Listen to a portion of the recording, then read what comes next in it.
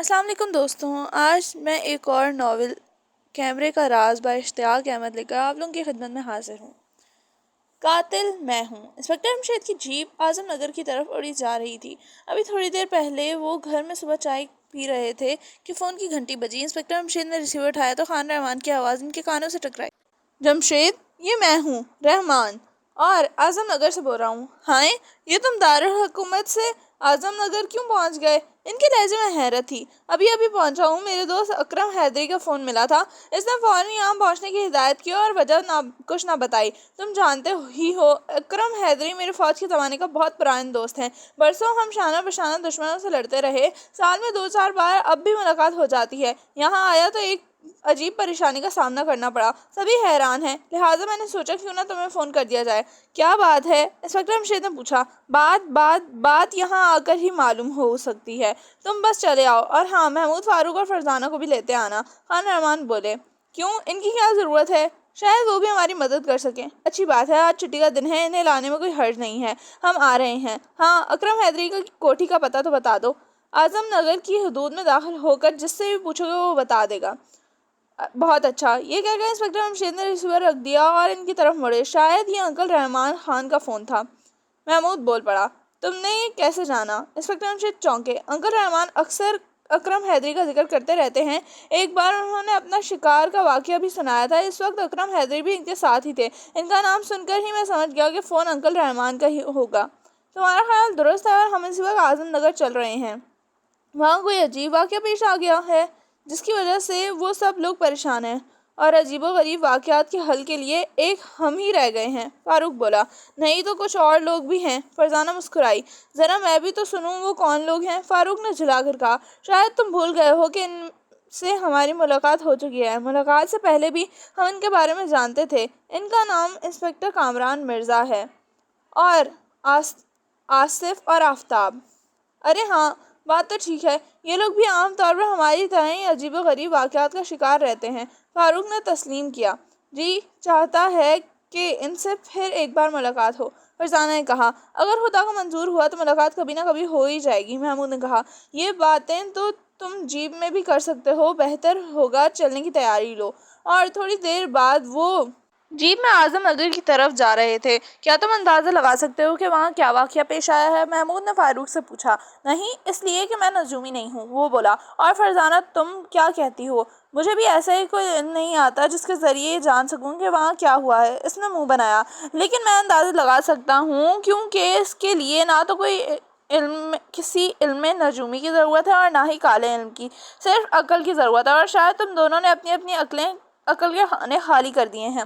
محمود نے حیران ہو کر کہا۔ ہاں، پچھلے دنوں ہماری جیبیں خالی تھیں، لہٰذا ہم نے انہیں بیچ دیا تھا، فاروق نے سنجیدہ لہجے میں کہا۔ انسپکٹر رمشید مسکرا اٹھے۔ صرف جیبیں بھرنے کے لیے تم نے عقل کے خانے خالی کر دیے؟ محمود نے حیران ہو کر کہا۔ نہیں، ایک غریب آدمی کی مدد کرنے کے لیے ایسا کیا تھا، فرزانہ بولی۔ انسپکٹر رمشید ڈرائیونگ سیٹ پر بیٹھے تھے، جبکہ وہ تینوں پچھلی سیٹ پر تھے، ایسے میں انہیں باتیں کرنے کے سوا کام بھی کیا ہو سکتا تھا؟ ہاں تو محمود، تم اپنی عقل سے کیا اندازہ لگا پائے ہو؟ انسپکٹر رمشید نے ان کی باتوں میں دلچسپی لیتے ہوئے کہا۔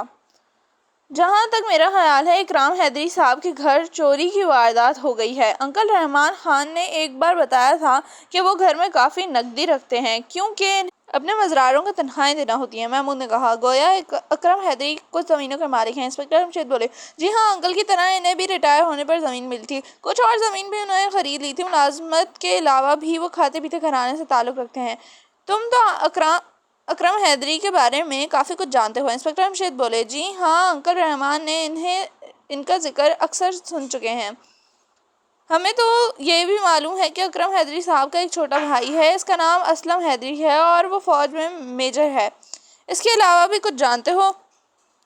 اکرم حیدری کا ایک بیٹا ہے، اور اس کا نام ارشاد اکرم ہے، وہ کسی پرائیویٹ فرم میں ملازم ہے، محمود نے بتایا۔ تو کیا اکرم حیدری کی بیوی نہیں ہے؟ ان کی بیگم کا کبھی ذکر نہیں آیا، جس سے یہی ظاہر ہے کہ وہ فوت ہو چکی ہیں۔ ان حالات میں تو کسی گڑبڑے کے آثار دور دور تک نظر نہیں آتے۔ پھر آخر وہاں کیا ہوا ہے؟ فرزانہ بولی۔ خدا جانے، ہم اعظم نگر سے ابھی کتنی دور ہیں؟ گڑبڑی کے آثار تو اکرم حیدری کی کوٹھی کے قریب پہنچ کر ہی نظر آئیں گے۔ محمود بولا، بھائی کیا پتا فرزانہ کی آنکھیں کانوں سے بھی تیز ہوں اور اسے یہاں سے وہ کچھ نظر آ رہا ہو جو ہمارے فرشتوں کو بھی نظر نہیں آ سکتا۔ فاروق نے منہ بنایا، کیا تم یہ کہنا چاہ رہے ہو کہ فرزانہ کی آنکھیں فرشتوں سے بھی تیز ہیں؟ لیکن یہ کوئی ماننے والی بات نہیں۔ یوں بھی اگر وہاں کوئی گڑبڑ نہیں ہے تو انکل خان رحمان کو ہمیں بلانے کی کیا ضرورت پڑ گئی تھی؟ وہاں کچھ نہ کچھ ہوا ہے۔ رحمان کی آواز سے یہی بات ظاہر ہو رہی تھی۔ انسپکٹر جمشید نے دخل دیا، تب پھر چوری کی واردات کے سوا وہاں اور کیا ہو سکتا ہے؟ محمود بولا، صرف چوری کی واردات خان رحمان جیسے آدمی کو گھبراہٹ میں مبتلا نہیں کر سکتی۔ انسپکٹر جمشید بولے، تو پھر آپ کے خیال میں وہاں کیا ہوا ہے؟ فاروق نے پوچھا، ابھی تو میں کوئی اندازہ نہیں لگا سکتا کیونکہ اتفاق سے مجھے بھی کالا علم اور علم نجومی وغیرہ نہیں آتا، انسپکٹر جمشید نے کہا، اور وہ مسکرانے لگے۔ ٹھیک 2 گھنٹے بعد قصبے کے حدود میں داخل ہو رہے تھے اور جب ایک مقامی آدمی سے اکرم حیدری کی کوٹھی کا پتہ کر کے وہ اس کے سامنے پہنچے تو انہیں نے حیرت انگیز منظر دیکھا۔ خان رحمان کوٹھی کے دروازے کے پاس فرش پر اکڑوں بیٹھے تھے اور انہوں نے اپنا سر دونوں ہاتھوں سے پکڑ رکھا تھا۔ خان رحمان کے ساتھ ہی ایک پولیس انسپکٹر بے بسی کے عالم میں کھڑا ہاتھ مل رہا تھا۔ اس کے چہرے پر الجھن کے آثار تھے اور دوپہر کا سورج اپنی تیز کرنیں ان پر نچھاور کر رہا تھا۔ گرمی زوروں پر پڑ رہی تھی اور ان کے بدن پسینہ پسینہ ہو رہے تھے۔ جیپ رکنے کی آواز نے خان رحمان اور انسپکٹر کو چونکا دیا۔ پھر خان رحمان اچھل کر کھڑے ہو گئے۔ جمشید، تم آ گئے، خدا کا شکر ہے۔ انہوں نے اطمینان کا سانس لیا۔ آخر ہوا کیا ہے؟ انسپکٹر جمشید بولے، یہ تو پوچھو کیا نہیں ہوا۔ آؤ اندر چلو، پہلے ان سے ملو۔ یہ انسپکٹر ریاض ہیں، یہاں کے پولیس اسٹیشن کے انچارج۔ اس چھوٹے سے قصبے میں پولیس کا عملہ ان کے ماتحت ہے۔ خوشی ہوئی آپ سے مل کے، میں انسپکٹر جمشید ہوں، انہوں نے بتایا۔ اوہ، اس نے حیران ہو کر کہا اور ان سے ہاتھ ملاتے ہوئے بولا، میرا خیال ہے آپ کافی بوڑھے ہوں گے۔ پھر اس نے محمود، فاروق اور فرزانہ سے بھی ہاتھ ملایا۔ خان رحمان ان تینوں سے نہایت گرم جوشی سے ملا۔ آخر یہ چھوٹا سا قافلہ اندر داخل ہوا۔ اندر داخل ہوتے ہی ان کی نظر سب سے پہلے ایک 50-55 سال کے آدمی پر پڑی۔ اس کی آنکھوں پر چشمہ تھا، آنکھیں خلا میں گڑی ہوئی تھیں، یوں لگتا تھا جیسے آنکھیں کھولے سو رہا ہو۔ ان کے قدموں کی آہٹ سن کر بھی اس کے کان پر جوں نہ رینگی تو خان رحمان کنکھار کر بولے، دیکھو اکرم، یہ لوگ آ گئے ہیں۔ اب اس کے جسم میں حرکت ہوئی، آنکھیں ان کی طرف گھوم گئیں۔ میں پہلے ہی کہہ چکا ہوں رحمان، کچھ کرنے کی بات نہیں، مجھے انسپکٹر ریاض کے ساتھ جانے دو، اب عدالت میں ہی میرا فیصلہ کرے گی۔ انسپکٹر جمشید آ گئے ہیں، اب ہم ضرور کسی نتیجے پر پہنچ جائیں گے۔ انسپکٹر ریاض خود بھی تو چکر میں ہیں، آخر وہ آپ کو کس طرح گرفتار کر کے لے جا سکتے ہیں، اس لیے میرا بیان ہی کافی ہے، اکرم حیدری نے کہا۔ تب پھر ان کے لیے آپ کے بیٹے ارشاد کا بیان بھی تو کافی ہے، خان رحمان نے بیچارگی سے کہا۔ یہی تو مصیبت ہے، اوف، یہ کیسا وقت آ پڑا ہے۔ اکرم حیدری کے منہ سے نکلا۔ ان چاروں کا مارے حیرت کے برا حال تھا۔ ابھی تک ان کے پلے کچھ بھی نہ پڑا تھا۔ آخر خان رحمان ان کی طرف مڑے، آؤ جمشید اندر چلیں تاکہ تمہیں حالات کا علم ہو سکے اور تم روشنی کی کرن دکھا سکو۔ یہ کہہ کر وہ چل پڑے۔ انسپکٹر جمشید اور تینوں بچے ان کے پیچھے قدم اٹھاتے ہوئے چل پڑے۔ انسپکٹر ریاض اور اکرم حیدری بھی ساتھ ہی لیے برآمدے کا موڑ مڑے۔ آگے کوٹھی کا صحن تھا اور اس صحن میں ایک کرسی پر ایک نوجوان سر جھکائے بیٹھا تھا۔ قدموں کی آواز سن کر اس نے سر اوپر اور چونک کر انہیں دیکھنے لگا۔ صحن میں کچھ اور کرسیاں بھی بچھی تھیں، یہ جگہ سائے میں تھی۔ خان رحمان نے ان کی کرسیوں کی طرف بڑھتے چلے گئے اور آخر ایک کرسی میں دہم سے گر گئے اور انسپکٹر جمشید کی آنکھوں میں جھانکتے ہوئے بولے، بہتر ہی ہوگا پہلے تم سارے حالات بتا دیے جائیں تاکہ تمہیں ذہنی طور پر تیار ہو کے اندر جاؤ اور کسی صحیح نتیجے پر پہنچ سکو۔ میں بھی یہی چاہتا ہوں، لیکن حالات تمہیں اکرم حیدری سنائیں گے کیونکہ میں بھی یہاں حادثہ ہونے کے بعد ہی پہنچا ہوں۔ ٹھیک ہے، لیکن ہم یہ نہیں بتایا کہ کیا یہ نوجوان کون ہے؟ یہ اکرم حیدری کے بیٹے ہیں، ان کا نام ارشاد اکرم ہے۔ ہاں، میں ارشاد اکرم ہوں، یہ سب میرا ہی کیا دھرا ہے، کاش میں اس گھر میں پیدا ہی نہ ہوا ہوتا، میں نے اس ہنستے بستے گھر کو تباہ کر دیا، اس میں ہمیشہ ہمیشہ کے لیے اندھیرا کر دیا۔ یہ کہہ کر وہ سسکیاں بھرنے لگا اور ان سب کی حیرت لمحہ بہ لمحہ بڑھتی جا رہی تھی۔ ان کی سمجھ میں کچھ نہیں آ رہا تھا کہ آخر یہاں کیا ہوا ہے۔ آخر سب باقی بچھی کرسیوں پر بیٹھ گئے۔ اس وقت اکرم حیدری نے اپنا سر اوپر اٹھایا اور ان سب پر ایک نظر ڈالتے ہوئے کہنے لگا، میں خان رحمان کا شکر گزار ہوں کہ انہوں نے آپ کو یہاں ہماری مدد کے لیے بلا دیا. مجھے امید ہے کہ آپ چند منٹ میں ہی صحیح نتیجے پر پہنچ جائیں گے. بات دراصل یہ ہے کہ اس گھر میں ایک قتل ہو گیا ہے. قتل میں نے کیا ہے اور جو قتل ہوا ہے وہ میرا چھوٹا بھائی ہے. اکرم حیدری کے الفاظ سن کر وہ اچھل پڑی. یہ بات تو ان کے وہم و گمان میں بھی نہیں تھی کہ معاملہ ایک انسان کے قتل کا ہے، لیکن اس سے زیادہ حیرت کی بات یہ تھی کہ اکرم حیدری جرم کا اقرار کر رہا تھا. اس صورت میں انہیں یہاں بلانے کی کیا ضرورت تھی؟ اتنا ہی تو کام تھا کہ اکرم حیدری کو گرفتار کر کے اس پر مقدمہ چلایا جاتا. اب یہ عدالت کی مرضی تھی کہ اسے سزا کیا دینی تھی. ابھی وہ سوچ میں گم ہی تھا کہ اکرم حیدری کا بیٹا چلا اٹھا، یہ غلط ہے، انکل اسلم کو دراصل میں نے قتل کیا ہے. ابا جان مجھے بچانے کے لیے جھوٹ بول رہے ہیں.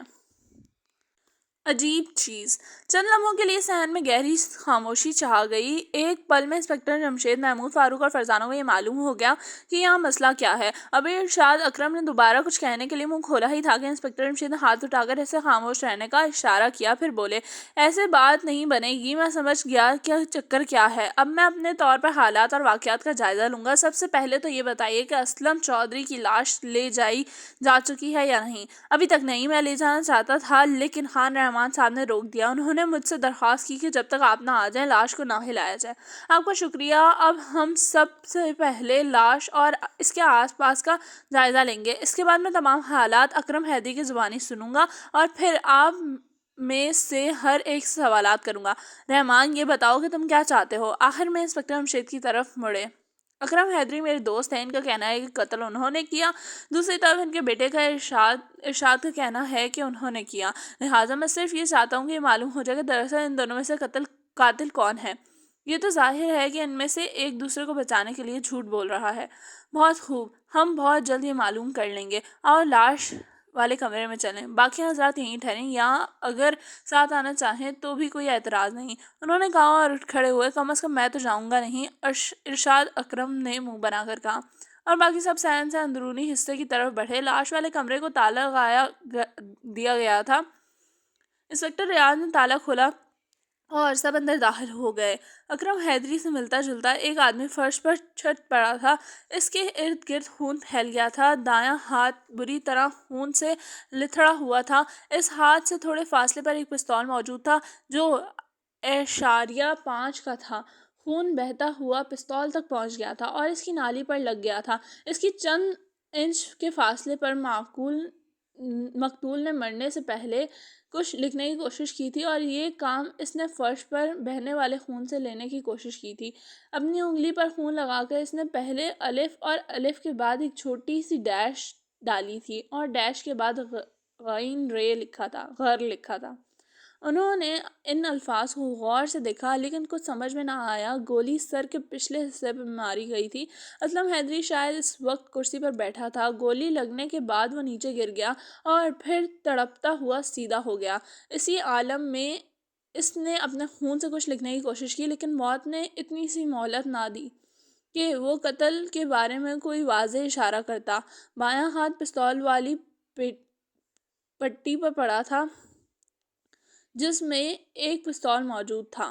لاش کے بائیں ہاتھ کی طرف ایک پیتل کا ایش ٹرے الٹا ہوا تھا اور اس میں سے نکلنے والی بہت سی راکھ بکھر گئی تھی. کمرے میں 3 کھڑکیاں تھیں، تینوں کھلی تھیں. اب مجھے حالات بتائیں. محمود، خون سے لکھے ہوئے یہ الفاظ اپنی نوٹ بک میں درج کر لو.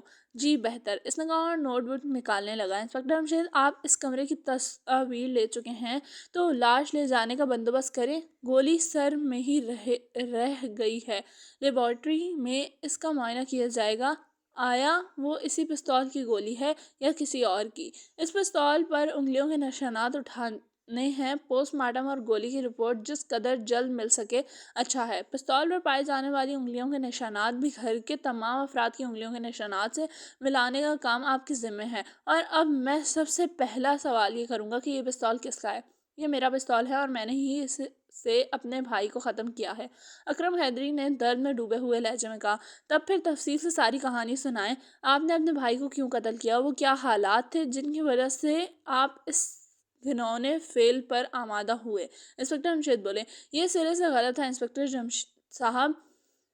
اپنے چاچا کا قاتل میں ہوں. مہربانی فرما کر آپ خاموش رہیں، میں آپ کا بیان بعد میں لوں گا۔ ہاں تو حیدری صاحب، ہر وہ بات بتا جائیے جو آپ کو معلوم ہے یا جو کچھ آپ کہنا چاہتے ہیں۔ کیا آپ اس ہی کمرے میں سنیں گے؟ اکرم حیدری نے گھبرا کر کہا، نہیں، ہم ڈرائنگ روم میں چل کر بیٹھ جاتے ہیں۔ سب ڈرائنگ روم میں بیٹھ گئے تو انہوں نے کہنا شروع کیا، میرا بھائی اسلم حیدری فوج میں میجر تھا، عام طور پر چھاؤنی میں ہی رہتا تھا، مہینے میں 1 آدھ دن کے لیے یہاں آ جاتا تھا، ہر 6 ماہ بعد 10-12 دن کی چھٹیاں ہمارے ساتھ گزارتا۔ اس کا دنیا میں ہمارے سوا کوئی نہ تھا، مجھے اس سے بے پناہ محبت تھی اور اسے بھی مجھ سے اتنی ہی محبت تھی۔ ان دنوں بھی چھٹی لے کر آیا ہوا تھا اور ابھی صرف 3 دن پہلے اپنے ایک دوست کے ساتھ آیا تھا۔ اس کا دوست بھی 2 دن یہاں رہا اور رات اپنے گھر دارالحکومت چلا گیا۔ اس کے رخصت ہونے کے بعد میں اسلم کے کمرے میں آیا تو اس خیالات میں بھی تبدیلی محسوس کی۔ اچانک ہی اس نے کہنا شروع کر دیا، بھائی صاحب، میں یہ ظلم ہرگز برداشت نہیں کر سکتا۔ ساری زمینوں پر آپ قبضہ کیے بیٹھے ہیں، مجھے میرا حصہ دے دیں، اب میں آپ کے ساتھ نہیں رہوں گا، اپنا ایک الگ گھر بناؤں گا۔ یہ میرے لیے ایک بہت ہی افسوسناک خبر تھی۔ میں نے اسے سمجھانے کی کوشش کی کہ اس کے ساتھ رہنے میں ہمارا فائدہ ہے، لیکن اس نے ایک نہ سنی اور فوری طور پر علیحدہ ہونے پر اصرار کرتا رہا، یہاں تک کہ مجھے غصہ آ گیا۔ ادھر وہ بھی غصے کی حالت میں تھا۔ میں نے تیش میں آ کر پستول نکال لیا۔ یہ دیکھ کر اس نے مجھ پر جھپٹنے کی کوشش کی۔ غیر ارادی طور پر میری انگلی ٹرائیگر پر دب گئی۔ پستول میرا اپنا تھا اور اس پر سائلنسر چڑھا ہوا تھا، اس لیے گولی کی آواز کمرے سے باہر نہ جا سکی۔ ادھر اسلم بھی چیخ مارے بغیر فرش پر گر گیا اور تڑپنے لگا۔ میں ہکا بکا رہ گیا کہ یہ کیا ہوا ہے۔ خوف زدہ ہو کر میں نے پستول پھینک دیا اور اپنے کمرے میں آ کر دروازہ اندر سے بند کر لیا۔ پھر مجھے خیال آیا کہ میں نے یہ کیا کیا، بزدلوں کی طرح کمرے میں کیوں بند ہو گیا ہوں۔ مجھے تو چاہیے کہ پولیس کو فون کروں اور خود کو اس کے حوالے کر دوں۔ یہی سوچ کر میں تھوڑی دیر بعد دوبارہ باہر نکلا اور اس وقت میں نے اپنے بیٹے ارشاد کو مقتول کے کمرے سے نکلتے دیکھا۔ اس نے مجھے دیکھتے ہی کہا، ڈیڈی، میں نے انکل کو ختم کر دیا ہے۔ یہ سن کر میں چونک اٹھا اور اسے بتایا کہ اسلم کو تو میں نے گولی ماری ہے، لیکن اس نے زور سے نفی میں سر ہلایا اور بولا، یہ غلط ہے، گولی میں نے ماری ہے۔ میں نے جان لیا تھا کہ میرا بیٹا اپنے مجرم باپ کو بچانے کے لیے جھوٹ بول رہا ہے، چنانچہ میں نے تیزی سے گھر سے نکلا اور پولیس اسٹیشن پہنچ گیا، لیکن ابھی انسپکٹر ریاض سے ایک الفاظ بھی نہ سنا تھا کہ میرے پیچھے ارشاد بھی پہنچ گیا۔ یہی سے یہ جھگڑا شروع ہوا۔ میں نے انسپکٹر ریاض سے کہا کہ مجھ سے میرے ہی بھائی کا قتل ہو گیا ہے، لیکن ارشاد نے آگے بڑھ کر کہا کہ یہ غلط ہے، انکل کو میں نے قتل کیا ہے۔ انسپکٹر ریاض الجھن میں مبتلا ہو گئے، پھر یہ ہمارے ساتھ جائے واردات دیکھنے کے لیے آ گئے۔ ادھر میں نے الجھن کے عالم میں خان رحمان کو فون کر دیا، یہ فوراً ہی یہاں پہنچ گئے اور پھر انہوں نے آپ کو فون کر دیا۔ یہ ہے میری کل کہانی۔ اب آپ بتائیے کہ میرے بجائے ارشاد کس طرح مجرم ہو سکتا ہے؟ قتل کی اس کے پاس کوئی وجہ نہیں۔ یہ کہہ رہا ہے کہ اکرم حیدری خاموش ہو گیا۔ انہوں نے اس کے بیان کا ایک ایک لفظ غور سے سنا اور پھر اچانک ارشاد اکرم زور سے اچھلا اور کہنے لگا، بالکل غلط، ڈیڈی مجھے بچانے کی کوشش کر رہے ہیں کیونکہ یہ جانتے ہیں یہ قتل میں نے کیا ہے، لیکن شاید انہیں یہ معلوم نہیں کہ آج کل پولیس والے اتنے آسانی سے اصل قاتل تک پہنچ جاتے ہیں۔ کیا اب میں آپ کو اصل بات بتاؤں؟ ہاں ضرور، انسپکٹر ہمشید نے پرسکون آواز میں کہا۔ اصل بات یہ ہے کہ میری ڈیڈی اپنے چاچا سے کبھی نہیں بنتی تھی، ہم دونوں ایک دوسرے کو ناپسند کرتے تھے، جب بھی آتے ہم آپس میں ضرور جھگڑ پڑتے۔ ان کا خیال یہی تھا کہ میں گھر کی دولت کو دونوں ہاتھوں سے لٹا رہا ہوں، جبکہ اس دولت میں ان کا برابر کا حصہ تھا۔ میرا کہنا یہ تھا کہ بے شک دولت میں ان کا برابر کا حصہ ہے اور وہ اپنا حصہ جب جی چاہیں لے سکتے ہیں۔ باقی رہا یہ الزام کہ میں فضول خرچ ہوں، بالکل غلط، اسی بات پر ہمارا اکثر جھگڑا ہوا کرتا تھا اور اسی بات کی گواہی ڈیڈی بھی دیں گے، گھر کا ملازم بھی دے گا اور امی جان بھی۔ امی جان؟ لیکن ہمیں تو ابھی تک گھر میں آپ کی امی جان نظر نہیں آئی اور نہ ہی کوئی ملازم۔ انسپکٹر ہمشید حیران ہو کر بولے، وہ اپنے ماں باپ سے ملنے گئی ہوئے ہیں، آج صبح یہ حادثہ ہوا ہے، ڈیڈی نے ملازم کو انہیں لانے کے لیے بھیج دیا ہے، وہ شام تک یہاں پہنچ جائیں گی۔ ہاں، اس بار چاچا جان یہاں آئے تو ان کے ساتھ ان کا ایک دوست بھی تھا، دوست کی موجودگی میں انہوں نے مجھ سے کوئی جھگڑا نہ کیا، لیکن جو ہی وہ 2 دن رہ کر یہاں سے گیا، چاچا جان میرے کمرے میں آ گئے اور بہانے ہوئے لہجے میں کہنے لگے، تمہاری فضول خرچیاں بڑھتی جا رہی ہیں۔ میں نے گھر اسی مرتبہ بہت سی ایسی چیزیں دیکھی ہیں جن کی ضرورت نہیں ہے، تم ذرا میرے کمرے میں آ جاؤ، میں تم سے 2 ٹوک بات کرنا چاہتا ہوں۔ میں سمجھ گیا کہ آج وہ فیصلہ کرنے کے موڈ میں ہیں، چنانچہ میں ان کے جانے کے بعد ڈیڈی کے کمرے میں داخل ہوا۔ ان کا پستول الماری میں رکھا تھا، میں نے وہ اٹھایا اور چاچا جان کے کمرے میں چلا گیا۔ وہ غصے کے عالم میں ٹہل رہے تھے، مجھے دیکھتے ہی کرسی پر بیٹھ گئے اور بولے، میں آج ہی اپنا حصہ وصول کر کے رہوں گا، اپنا الگ گھر بناؤں گا، اور اگر تم نے اور بھائی صاحب نے میرا حصہ نہ دیا تو میں تم دونوں کو ختم کر دوں گا۔ ان کے الفاظ کے ساتھ ہی انہوں نے اپنی پیٹی سے پستول نکالنا چاہا۔ میں سمجھ گیا وہ مجھے شوٹ کرنا چاہتے ہیں، بس میں نے ان سے پہلے ہی پستول نکال لیا۔ وہ پستول دیکھ کر بولے، تم مجھے قتل کرنا چاہتے ہو تاکہ میرا حصہ بھی تمہیں مل جائے، لیکن ایسا نہیں ہوگا، میں اس سے پہلے تمہیں ختم کر دوں گا۔ میں ایک فوجی ہوں اور میرا نشانہ تم سے بہتر ہے۔ یہ کہہ کر انہوں نے پستول نکالنا چاہا۔ میں تیزی سے ان کے پیچھے گیا اور پھر نہ جانے کیسے میں نے گولی چلا دی۔ گولی ان کے سر میں لگی، وہ کرسی سے لڑک کر نیچے گر گئے اور تڑپنے لگے۔ اس کے بعد مجھ سے کمرے میں ٹھہرا نہ گیا، میں نے باہر نکلا اور اپنے کمرے میں آ گیا۔ پھر خیال آیا کہ اب کمرے میں بیٹھے رہنے سے کیا فائدہ، چل کر پولیس کو فون کرنا چاہیے۔ اس ارادے سے کمرے سے باہر نکلا تو انہیں چچا جان کے کمرے سے نکلتے دیکھا۔ میں نے انہیں دیکھتے ہی کہا، ڈیڈی یہ کام میں نے کیا ہے۔ یہ فوراً بولے، نہیں بیٹا، مجھے بچانے کی کوشش نہ کرو، یہ قتل میں نے کیا ہے۔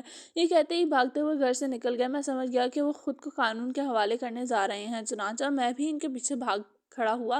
یہ اپنی کار میں آگے تھے اور میں پیچھے پیچھے۔ انہوں نے کار اس قدر تیز چلائی کہ مجھ سے پہلے پولیس اسٹیشن پہنچ گئے، لیکن پھر بھی میں ان کے بیان دینے سے پہلے ہی پہنچ گیا۔ یہ تھی کل کہانی، یہاں تک کہ ارشاد اکرم خاموش ہو گیا۔ اس کا مطلب ہے اسلم حیدری صاحب کا دوست وہ آدمی ہے جو انہیں بار زندہ حالات میں دیکھ کر یہاں سے گئے تھے۔ میرا خیال ہے وہ ہمیں کچھ مفید باتیں بتا سکتے ہیں، لہٰذا انہیں یہاں بلا لیا جائے۔ کیا آپ انہیں حادثے کی اطلاع دے چکے ہیں؟ ابھی تک نہیں، خیال ہی نہیں آیا۔ کیا آپ کے پاس ان کا پتہ موجود ہے؟ انسپکٹر جمشید نے پوچھا۔ نہ صرف پتہ بلکہ فون نمبر بھی معلوم ہے، اکرم حیدری بولے۔ بس تو پھر انہیں فون کر کے فوراً آنے کا کہہ دیں، لیکن انہیں یہ نہ بتائیے گا کہ یہاں کیا واقعہ پیش آیا۔ لیکن جناب، اب کسی کو بلانے اور تفتیش کرنے کی ضرورت ہی کیا ہے؟ یہ جرم میں نے کیا ہے، اکرم حیدری نے کہا۔ یہی دعویٰ آپ کے بیٹے کا بھی کر رہے ہیں کہ لہٰذا قانون کا تقاضا یہی ہے کہ صحیح آدمی کو گرفتار کیا جائے۔ قانون آپ دونوں کو گرفتار نہیں کر سکتا، صرف اسے گرفتار کر سکتا ہے جو اس واقعے کا قاتل ہو، یا کم از کم اس پر قتل ہونے کا شبہ کیا جا سکے۔ لیکن موجود حالات میں صرف شبے سے بھی کام نہیں چلے گا، کیونکہ شبے کی ضد میں آپ دونوں برابر آتے ہیں۔ آپ وہی کریں جو میں نے کہا ہے، آپ بہت جلد آپ کو یہ بتا دوں گا کہ آپ دونوں میں سے یہ کام کس کا ہے۔ آخر اکرم حیدری اسلم حیدری کے دوست کو فون کرنے لگا۔ اسی وقت دروازے کی گھنٹی بجی۔ ارشاد اکرم اٹھا اور تیز تیز قدم اٹھاتا دروازے کی طرف چلا گیا۔ واپس آیا تو اس کے ساتھ ایک 1.5 عمر کی عورت اور ایک بوڑھا آدمی آتے نظر آئے۔ بوڑھے کے چہرے پر سفید لمبی لمبی داڑھی بھی تھی، اور میں اتنے میں اکرم حیدری بھی آ گئے۔ انسپکٹر جمشید، یہ میری بیگم ہے عائشہ بیگم، اور یہ ملازم ہے رحیم بخش۔ یہ یہاں بہت پرانا ملازم ہے، اتنا پرانا کہ ارشاد بھی ابھی پیدا بھی نہیں ہوا تھا جب یہ ملازمت کے لیے آیا تھا۔ بہت خوب، انسپکٹر جمشید نے کہا۔ اسی وقت بیگم اکرم حیدری کے منہ سے نکلا، آخر وہی ہوا جس کا ڈر تھا، میں اسی دن سے ڈرا کرتی تھی۔ ان کے الفاظ چونکا دینے والے تھے۔ اس کا مطلب یہ تھا کہ گھر میں قتل کی فضا پہلے ہی تیار تھی اور ان تینوں کے آپس میں تعلقات انتہائی حد تک خراب ہو چکے تھے۔ اسی وقت انسپکٹر جمشید نے سوچا، اس کیس کو حل کرنے کے لیے ملازمہ اور بیگم حیدری بہت کام آئیں گی۔ کیا آپ فون کر چکے ہیں؟ انسپکٹر جمشید نے پوچھا۔ جی نہیں، گھنٹی کی آواز سن کر واپس آ گیا تھا، ابھی جا کر فون کرتا ہوں۔ وہ جانے کے لیے مڑے ہی تھے کہ ان کی بیگم نے روتے ہوئے کہا، تمہارے ڈیڈی نے یہ کیا کر دیا بیٹا؟ یہ انہوں نے نہیں، میں نے کیا ہے۔ ارشاد اکرم نے چلا کر کہا، کیا کہا تم نے کیا ہے؟ نہیں نہیں، یہ نہیں ہو سکتا، تم کسی کا خون نہیں کر سکتے، میں جانتی ہوں تم کسی جاندار کو موت کے گھاٹ نہیں اتار سکتے، بیگم حیدری نے بوکھلائے ہوئے لہجے میں کہا۔ انسپکٹر جمشید نے چونک کر ان کی طرف دیکھا اور پھر کسی خیال کے تحت ان کی آنکھوں چمکنے لگیں۔ آپ کیسے کہہ سکتی ہیں کہ یہ کسی جاندار کو قتل نہیں کر سکتے؟ انہوں نے جلدی سے پوچھا۔ انسپکٹر صاحب، میری ممی کی باتوں میں نہ آئیے، ارشاد اکرم نے گویا انہیں خبردار کیا۔ نہیں انسپکٹر صاحب، بیگم ٹھیک کہتی ہیں، ارشاد بہت بزدل ہے، یہ کسی کی جان سے نہیں کھیل سکتا، جبکہ میں فوج میں ملازم رہ چکا ہوں، میرا کام ہی یہ ہے انسانی جانوں سے کھیلنا۔ اس موقع پر اکرم حیدری بھی بولے بغیر نہ رہ سکا۔ ٹھیک ہے، آپ جا کر فون کریں، انسپکٹر ہمشید بولے، اور پھر ان کے جانے کے بعد دبی آواز میں پوچھا، ہاں آپ بتائیے، آپ یہ بات کس طرح کہہ سکتی ہیں؟ اسی طرح کہ ارشاد میری گود میں پلا ہے، مجھے زیادہ اسے کون جانتا ہے، یہ بچپن سے ہی بہت نرم دل ہے، جانوروں تک پر ذرا سا ظلم بھی برداشت نہیں کرتا۔ ایک بار بچپن میں مرغی کا ایک چوزا اس کے پاؤں تلے آ کر کچلا گیا تھا تو یہ 3 دن تک بخار میں مبتلا رہا۔ بڑے ہو کر پر بھی یہ چلتے وقت چونٹیوں تک کا خیال رکھتا ہے کہ کہیں کوئی چونٹی اس کے پیر تلے نہ آ جائے۔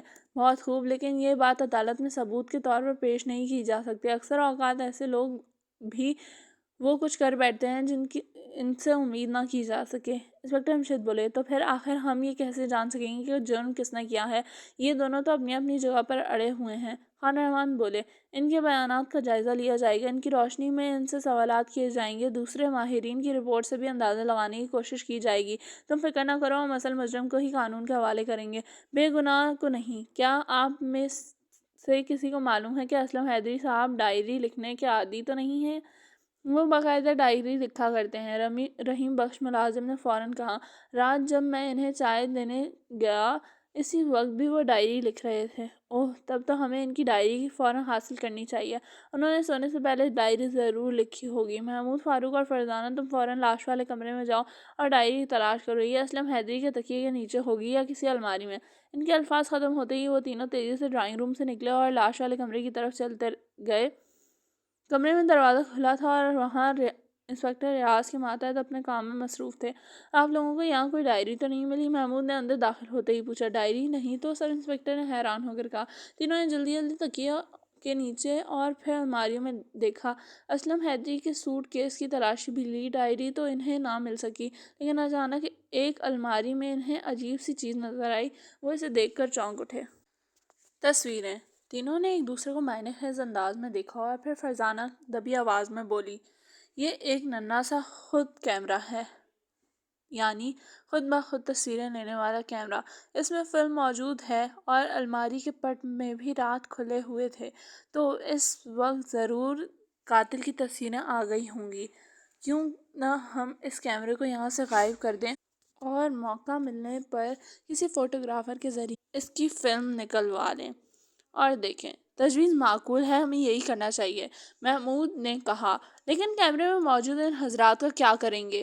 فاروق نے سرگوشی کی۔ شاید ان لوگوں نے کیمرے کو دیکھا اور کوئی اہمیت نہ دی ہو۔ اکرم، اگر ہم کوشش کریں تو ان کی نظروں سے بچا کر کیمرہ لے جانے میں کامیاب ہو سکتے ہیں، یوں بھی ہم کوئی چور نہیں ہیں، یہ لوگ ہمیں روکنے کی کوشش نہیں کریں گے۔ فرزانہ نے کہا، تب پھر کام تم ہی کرو۔ فرزانہ نے سر ہلایا اور پلک جھپکتے ہی کیمرہ اس کی بغل میں آ گیا۔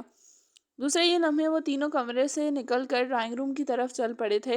ڈرائنگ روم میں داخل ہونے سے پہلے ہی فرزانہ نے کیمرہ محمود کے حوالے کر چکی تھی اور اس نے اس سے اپنی پتلون کی جیب میں رکھ لیا تھا۔ وہ اندر داخل ہوئے تو اکرم حیدری کو کمرے میں موجود پایا۔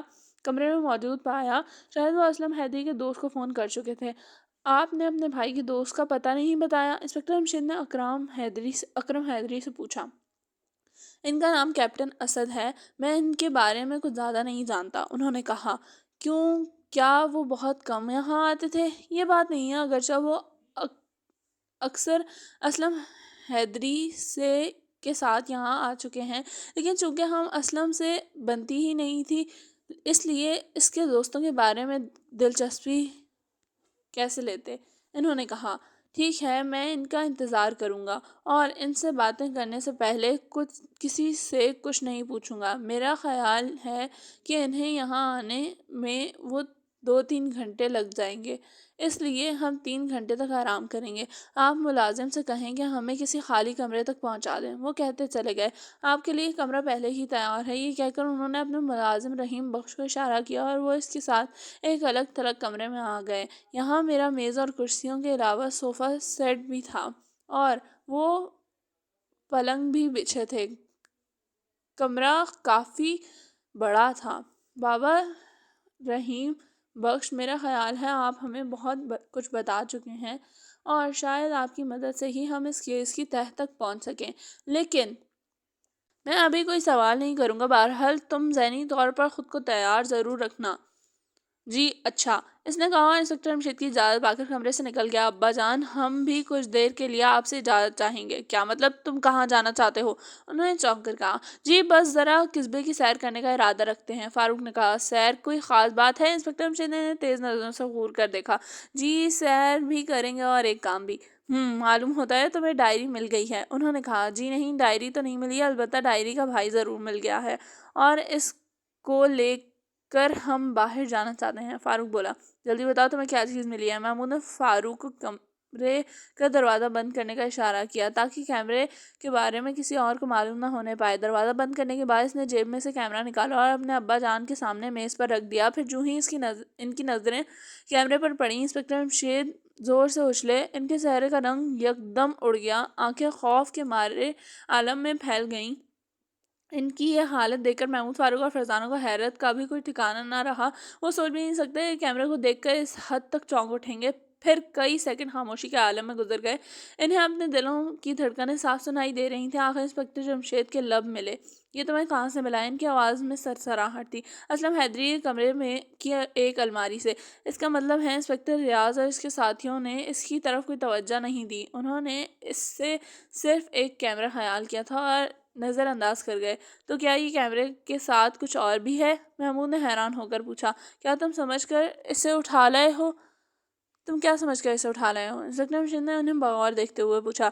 ہمارے خیال میں یہ خودکار کیمرہ ہے۔ ہم یہ سوچ کر اسے اٹھا لائے ہیں کہ شاید جب قاتل اپنا کام کر رہا ہو، الماری کے پٹ کھلے ہوئے تھے، اس طرح یہ عین ممکن ہے کہ قاتل کی تصویریں اس پر محفوظ ہو گئی ہوں۔ بات تو تمہاری بھی ٹھیک ہے۔ کیا تمہیں الماری کے پٹ کھلے ملے تھے؟ جی نہیں، الماری کے دروازے پر تو تالا لگا ہوا تھا اور اس میں نے ہیئر پن میں سے کھولا تھا، محمود نے بتایا۔ تب پھر اس میں قتل کا منظر نہیں ہو سکتا، کیونکہ اسلم حیدری کو الماری کا تالا لگانے کی مہلت نہیں مل سکی تھی۔ لیکن اس کیمرے کی اپنی ایک اہمیت ہے اور شاید تم اسے کسی فوٹوگرافر کے پاس لے جانے کا ارادہ کر رہے تھے، لیکن اس کی ضرورت نہیں۔ فلم دھونے کا کام میں خود کر لوں گا۔ اس چیز کو ہم باہر نہیں لے جا سکتے۔ تم گھر کے کسی فرد سے بھی اس کا ذکر نہیں کرو گے، خاموش رہو گے۔ اور یہ دیکھو کہ کیمرے کا کسی کو خیال تک نہیں آیا۔ آخر یہ کیمرہ کیا بلا ہے؟ فرزانہ نے پریشان ہو کر پوچھا۔ یہ ایک ایسی بلا ہے جو اس گھر کی در و دیوار کو زلزلے کی طرح جھنجھوڑ کر رکھ دے گی، انسپکٹر جمشید نے عجیب سے لہجے میں کہا۔ اوہو، کیا یہ کوئی ایٹم بم ہے؟ فاروق نے کہا۔ نہیں، اس کے باوجود یہ کسی ایٹم بم سے کم نہیں۔ تم کمرے سے باہر نکل کر ادھر ادھر گھومو پھرو، ٹہلو اور مکان میں کسی بھی جگہ ہونے والی گفتگو سننے کی کوشش کرو۔ کیمرے کے بارے میں تم خان رحمان تک کو بھی نہیں بتاؤ گے۔ جی کیا مطلب؟ آپ کو انکل پر بھی اعتماد نہیں؟ محمود کے لہجے میں حیرت تھی۔ یہ بات نہیں ہے، لیکن نہ بتانے میں ہی ہمارا فائدہ ہے۔ اچھا بس اب جاؤ، میں پہلی فرصت میں فلم کو ڈھونڈ لانا چاہتا ہوں۔ جی بہت بہتر، محمود نے کہا اور تینوں کمرے سے نکل گئے۔ عین اسی وقت انہوں نے بیرونی دروازے کی گھنٹی بجنے کی آواز سنی۔ اس کے قدم خود بخود اٹھتے چلے گئے۔ رحیم بخش انہیں دروازے کی طرف بڑھتا نظر آیا تو وہ خود ہی دروازہ کھولنے کے لیے لپکے، کیونکہ ان کے خیال میں آنے والا انسپکٹر ریاض یا اس کے کسی ماتحت کے سوا کوئی اور نہیں ہو سکتا تھا۔ دروازہ کھلتے ہی انسپکٹر ریاض کی صورت دکھائی دی، ساتھ ہی ایک ماتحت بھی تھا اور اس کے چہرے پر عجیب اثرات تھے اور آنکھوں میں الجھن تھی۔ خیر تو ہے انسپکٹر صاحب؟ محمود نے جلدی سے پوچھا۔ پستول پر اکرم حیدری صاحب کے بیٹے ارشاد اکرم کی انگلیوں کے نشانات پائے گئے ہیں۔ پستول سے صرف ایک گولی چلائی گئی ہے، دماغ میں سے ملنے والی گولی اسی پستول کی ثابت ہوتی ہے۔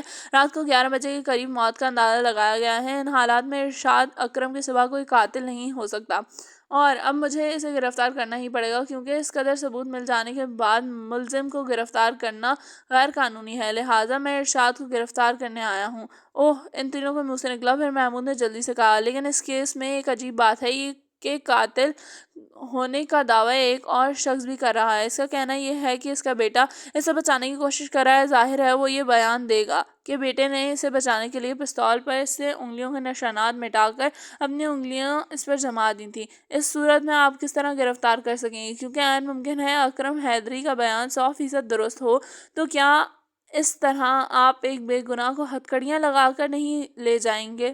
ہاں ٹھیک ہے، لیکن میں کر بھی کیا سکتا ہوں؟ قتل کے کیس میں عام طور پر ہوتا یہ ہے کہ قاتل کو تلاش کرنا پڑتا ہے، وہ ملتا بھی نہیں ہے تو اپنا جرم ماننے سے صاف انکار کر دیتا ہے، جب تک کہ ہم اس کے خلاف ایسا ٹھوس ثبوت نہ پیش کر دیں جسے وہ جھٹلا نہ سکے۔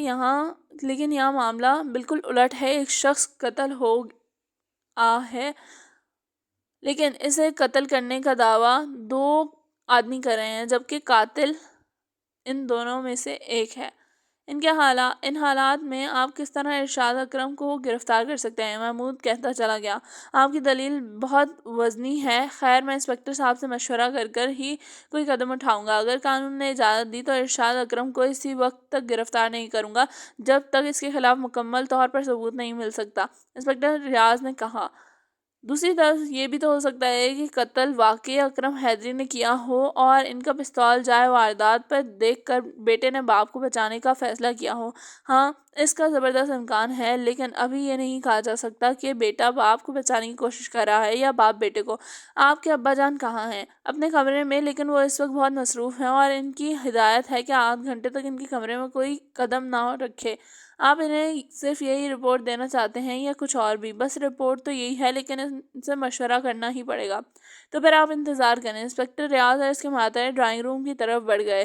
مجھے تو اکرم حیدری کا بیٹا پھنستا نظر آ رہا ہے۔ اس نے سوچا ہوگا کہ باپ کے مرنے کے بعد چاچا آدھی جائیداد اس سے وصول کر لے گا، لہٰذا کیوں نہ اسے ختم کر دیا جائے، اور خود کو بے گناہ ظاہر کرنے کے لیے یہ ڈھونگ رچا ڈالا کہ جسے باپ کو بچانے کے لیے جرم کا اقرار کر رہا ہے۔ فرزانہ نے خیال ظاہر کیا، ظاہر ہے اس کا امکان ہے، لیکن ہو سکتا ہے یہ کام اکرم حیدری کا ہو اور واقعی بیٹا اسے بچانے کی کوشش میں مصروف ہو۔ فاروق نے کہا، خیر دیکھا جائے گا، شاید اس کیس کو وہ کیمرہ حل کرے۔ محمود بولا، وہ کیمرہ ہماری طرح جاسوس نہیں۔ غلط جملہ نہ بولو، فاروق نے جل کر کہا، کہنے کا مطلب یہ ہے کہ شاید ہم اس کیمرے کے ذریعے کسی کو حل کر سکیں۔ تم بھی کاٹ کھانے کو نہ دوڑا کرو۔ محمود نے بھی اسی کے انداز میں جلا کر کہا، اگر تم لڑنے کا ارادہ رکھتے ہو تو پھر مجھے دور ہٹ جانے دو، کہیں تمہاری لپٹ میں نہ آ جاؤں۔ فرزانہ نے بوکھلا کر کہا، فرض کرو اس بات کا فیصلہ کبھی نہ ہو سکے کہ اصل مجرم کون ہے، تو پولیس کیا کرے گی؟ اچانک فرزانہ نے سوال اٹھایا۔ اوہ، تمہاری بات سن کر مجھے یہ خیال آیا۔ اچانک محمود نے خاموش ہو گیا اور خلا میں تکنے لگا۔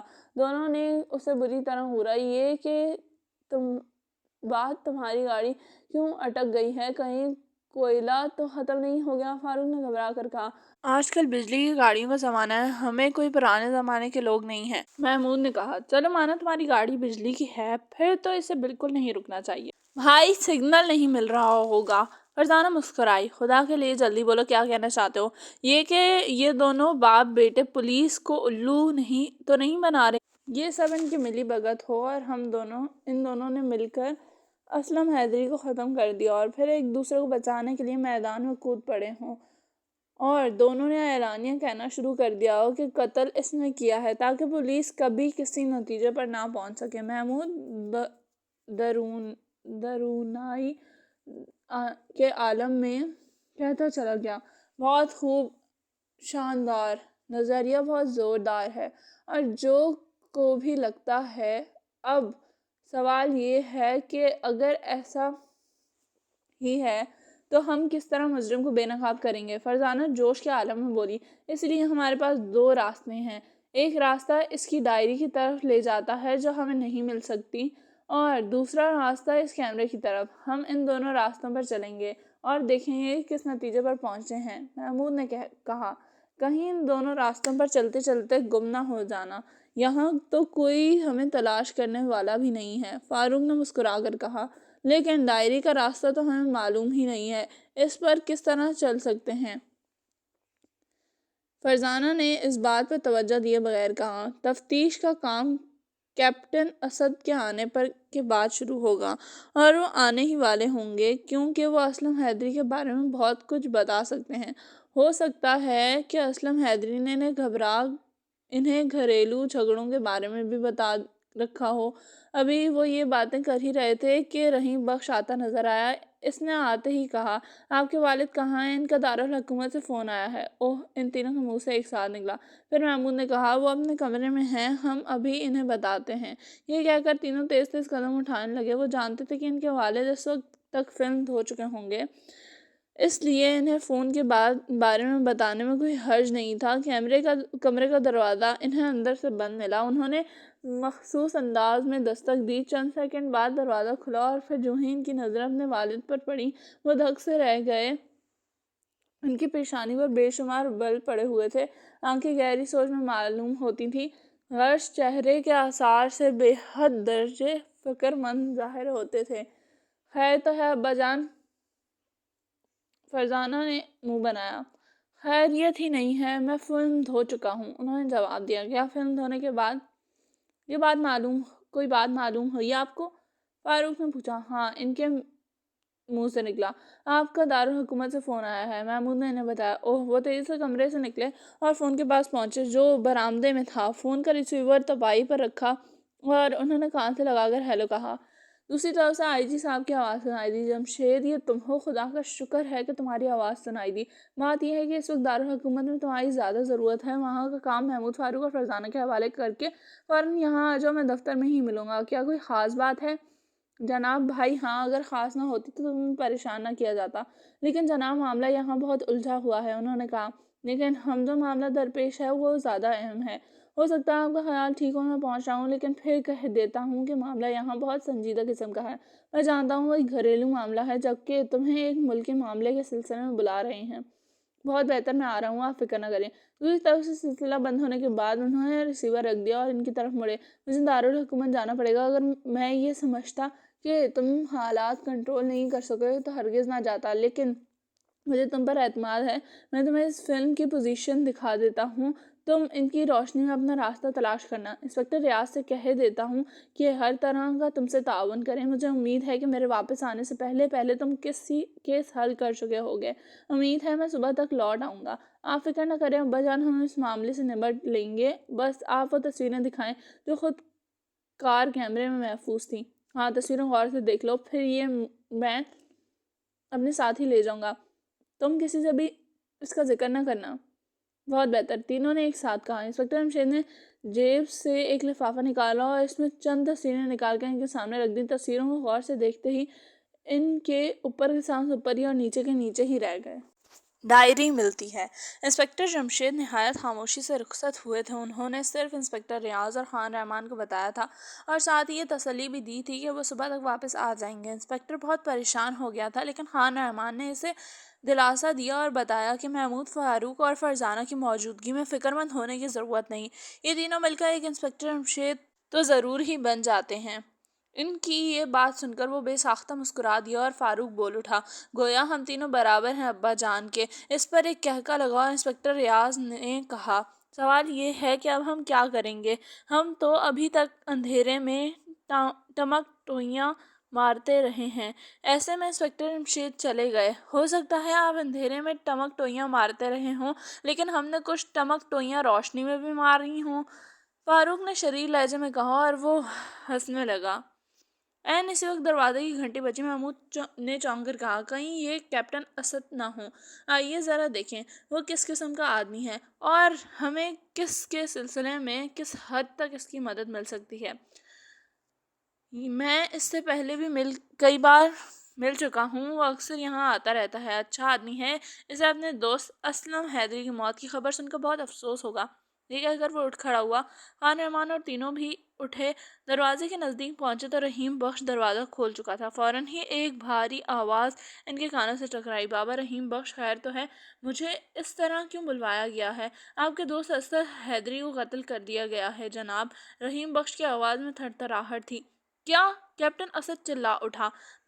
ہاتھ میں پکڑا ہوا سگار نیچے گر گیا۔ نہیں نہیں، یہ کیسے ہو سکتا ہے؟ ابھی رات کو ہی تو میں اسے بخیریت چھوڑ کر گیا تھا، اس نے بوکھلا کر کہا۔ یہ حقیقت ہے کیپٹن۔ دوسری طرف سے اکرم حیدری کی آواز سنائی دی۔ اف میرے خدا، تو کیا میرا دوست واقعی مجھ سے بچھڑ گیا ہے؟ اس نے کلیجہ تھام کر کہا، ساتھ ہی آنکھوں میں آنسو امڑ آئے اور اسی کی سسکیاں گونجنے لگیں۔ سب خاموش کھڑے سے دیکھتے رہے۔ آخر اس نے کہا، اسے کس شخص سخت دل نے قتل کیا ہے؟ اس نے کسی کا کیا بگاڑا تھا؟ وہ بہت عظیم آدمی تھا، ملک اور قوم کا سچا ہمدرد۔ اس کی تو سب سے بڑی تمنا میدان جنگ میں شہید ہونے کی تھی۔ یہ کیا ہوا کہ وہ کسی اپنے ہی کے ہاتھ مارا گیا؟ یہ ظلم مجھ سے ہوا ہے کیپٹن، تمہارا مجرم میں ہوں۔ تم مجھے مار ڈالو یا انسپکٹر ریاض سے کہو کہ مجھے ہتھکڑیاں لگا کر یہاں سے لے جائیں، اکرم حیدری نے روتے ہوئے کہا۔ آپ نے کیا کیا ہے؟ نہیں نہیں، یہ کیسے ہو سکتا ہے؟ اور اپنے چھوٹے بھائی کو ہلاک کر دیں؟ یہ ناممکن ہے۔ دنیا ادھر کی ادھر ہو سکتی ہے لیکن یہ نہیں ہو سکتا۔ میں آپ کو جانتا ہوں، میرا دوست آپ کی باتیں مجھ سے دن رات کرتا رہا ہے۔ اس نے تو کبھی آپ کے خلاف ایک لفظ بھی نہیں کہا۔ یہی تو میں کہتا ہوں، یہ کام ان کا نہیں میرا ہے، یہ غلط حرکت میری ہے۔ ارشاد اکرم نے کہا۔ کیا مطلب؟ کیپٹن اسد چونکا۔ ہاں، یہ جرم مجھ سے سرزد ہوا ہے، اس نے پرسکون آواز میں کہا۔ اوہ، یہ اس گھر میں کیا ہو رہا ہے؟ کیپٹن اسد نے کہا اور حیرت زدہ انداز میں انہیں باری باری گھورنے لگا۔ انہوں نے دیکھا وہ لمبے قد کا پتلا دبلا آدمی تھا، آنکھوں کی چمک سے بہت ذہین دکھائی دیتا تھا۔ خیر، آپ اندر آ جائیں، آپ کو سارے حالات بتا دیے جائیں گے اور پھر انسپکٹر جمشید آپ سے کچھ سوالات کریں گے۔ مجھ سے سوالات؟ انسپکٹر جمشید، یہ کون صاحب ہیں؟ نام تو جانا پہچانا لگتا ہے۔ وہ مجھ سے کس سلسلے میں سوالات کرنا چاہتے ہیں؟ آپ آخری آدمی ہیں جنہوں نے اسلم کو زندہ حالت میں دیکھا تھا۔ آپ کے بعد شاید رحیم بخش نے بھی دیکھا تھا، اسی لیے وہ کچھ سوالات کرنا چاہتے ہیں۔ ارے مگر یہ انسپکٹر جمشید کہاں چلے گئے؟ اکرم حیدری نے حیران ہو کر کہا۔ وہ ایک ضروری کام سے گئے ہیں، جلد واپس آ جائیں گے۔ ان کی عدم موجودگی میں انسپکٹر ریاض صاحب اور ہم مشترکہ طور پر سوال کریں گے، اس طرح اس کیس پر کام جاری رہے گا۔ محمود نے کہا۔ یہ کون ہیں؟ کیپٹن اسد کے لہجے میں حیرت تھی۔ یہ انسپکٹر جمشید کے بچے ہیں۔ خیر، پہلے تو مجھے سب حالات معلوم ہونے چاہیے۔ سب ڈرائنگ روم میں آ کر بیٹھ گئے۔ اکرم حیدری نے کیپٹن اسد کو ساری تفصیل کہانی سنائی، پھر ان کے خاموش ہونے پر اس نے کہا۔ یہ تو بہت عجیب و غریب صورتحال ہے۔ یہ انسپکٹر جمشید وہی تو نہیں ہے جن کا دارالحکومت میں بہت چرچا ہے؟ بالکل وہی ہیں، اکرم حیدری نے خوش ہو کر کہا۔ اور یہ کون ہے؟ اس نے خان رحمان کی طرف اشارہ کر کے پوچھا۔ یہ انسپکٹر جمشید کے دوست ہیں، میری طرح یہ بھی ریٹائرڈ فوجی ہیں اور میرے فوج کے زمانے کے دوست ہیں۔ اب کیا پروگرام ہے؟ کیا میرے دوست کی لاش لے جائی جا چکی ہے؟ ہاں، وہ صبح ہمیں واپس ملے گی۔ اس وقت تجہیز تکفین کا کام ہو سکے گا۔ پہلے کھانا کھایا جائے گا اور اس کے بعد تفتیش کا کام شروع ہوگا۔ میرا خیال ہے ان حالات میں نیند کیسے آئے گی، لہٰذا کیوں نہ یہ جاننے کی کوشش کی جائے کہ اصلی مجرم کون ہے۔ ٹھیک ہے، یہی مناسب رہے گا، کیپٹن اسد نے کہا۔ کھانے سے فارغ ہو کر وہ ایک کمرے میں آ کر بیٹھ گئے۔ ان کے ساتھ خان رحمان بھی تھے۔ سب سے پہلے کیپٹن اسد کو بلا لیا گیا۔ خان رحمان کے ذمے تمام بیانات نوٹ کرنے کی ڈیوٹی لگا دی گئی تھی۔ آپ اسلم حیدری کے کتنے عرصے کے دوست ہیں؟ انسپکٹر ریاض نے پہل کی۔ تقریباً 10 سال پرانا دوست ہوں۔ رات آپ کس وقت اسلم مرحوم سے رخصت ہوئے؟ محمود نے پوچھا۔ تقریباً 10:30 بجے، اس نے جواب دیا۔ کیا وہ آپ کو دروازے تک چھوڑنے آئے تھے؟ فاروق نے سوال کیا۔ نہیں، انہوں نے کہا تھا کہ انہیں نیند آ رہی ہے، اس لیے میں چلا جاؤں، بعد میں وہ رحیم بخش سے کہہ کر دروازہ بند کرا لیں گے۔ چنانچہ میں چلا گیا۔ کیا وہ کچھ پریشان تھے؟ انہوں نے گھریلو جھگڑے کے بارے میں بات کی تھی؟ نہیں، یہ ذکر تو وہ اکثر کرتے رہتے تھے کہ ان کے اپنے بھائی کے بیٹے سے بالکل نہیں بنتی اور وہ الگ ہونا چاہتا ہے، لیکن رات انہوں نے ایسا کوئی ذکر نہیں کیا تھا۔ کیا آپ ان کے ساتھ یہاں اکثر آتے رہتے تھے؟ فرزانہ نے پوچھا۔ نہیں، بہت کم یہاں آنے کا اتفاق ہوا کرتا تھا۔ آپ سگار پیتے ہیں؟ محمود نے پوچھا۔ ہاں، میں سگار کا عادی ہوں، کیپٹن اسد نے کہا۔ ٹھیک ہے، آپ جا سکتے ہیں اور رحیم بخش کو بھیج دیں۔ بہت اچھا، کیپٹن اسد نے کہا اور اٹھ کر کمرے سے نکل گیا۔ اس کے جاتے ہی انسپکٹر ریاض نے حیران ہو کر کہا۔ آپ لوگوں نے کس منجمے ہوئے انسپکٹر کی طرح سوالات کیے ہیں؟ شکریہ جناب، لیکن ایک سوال میری سمجھ میں نہیں آیا۔ میرا مطلب سگار والے سوال سے ہے۔ واردات کے کمرے میں ایک ایش ٹرے بھی الٹا پڑا تھا، اس میں سے سگار کی راکھ نکل کر فرش پر بکھر گئی تھی۔ تو کیا ہوا؟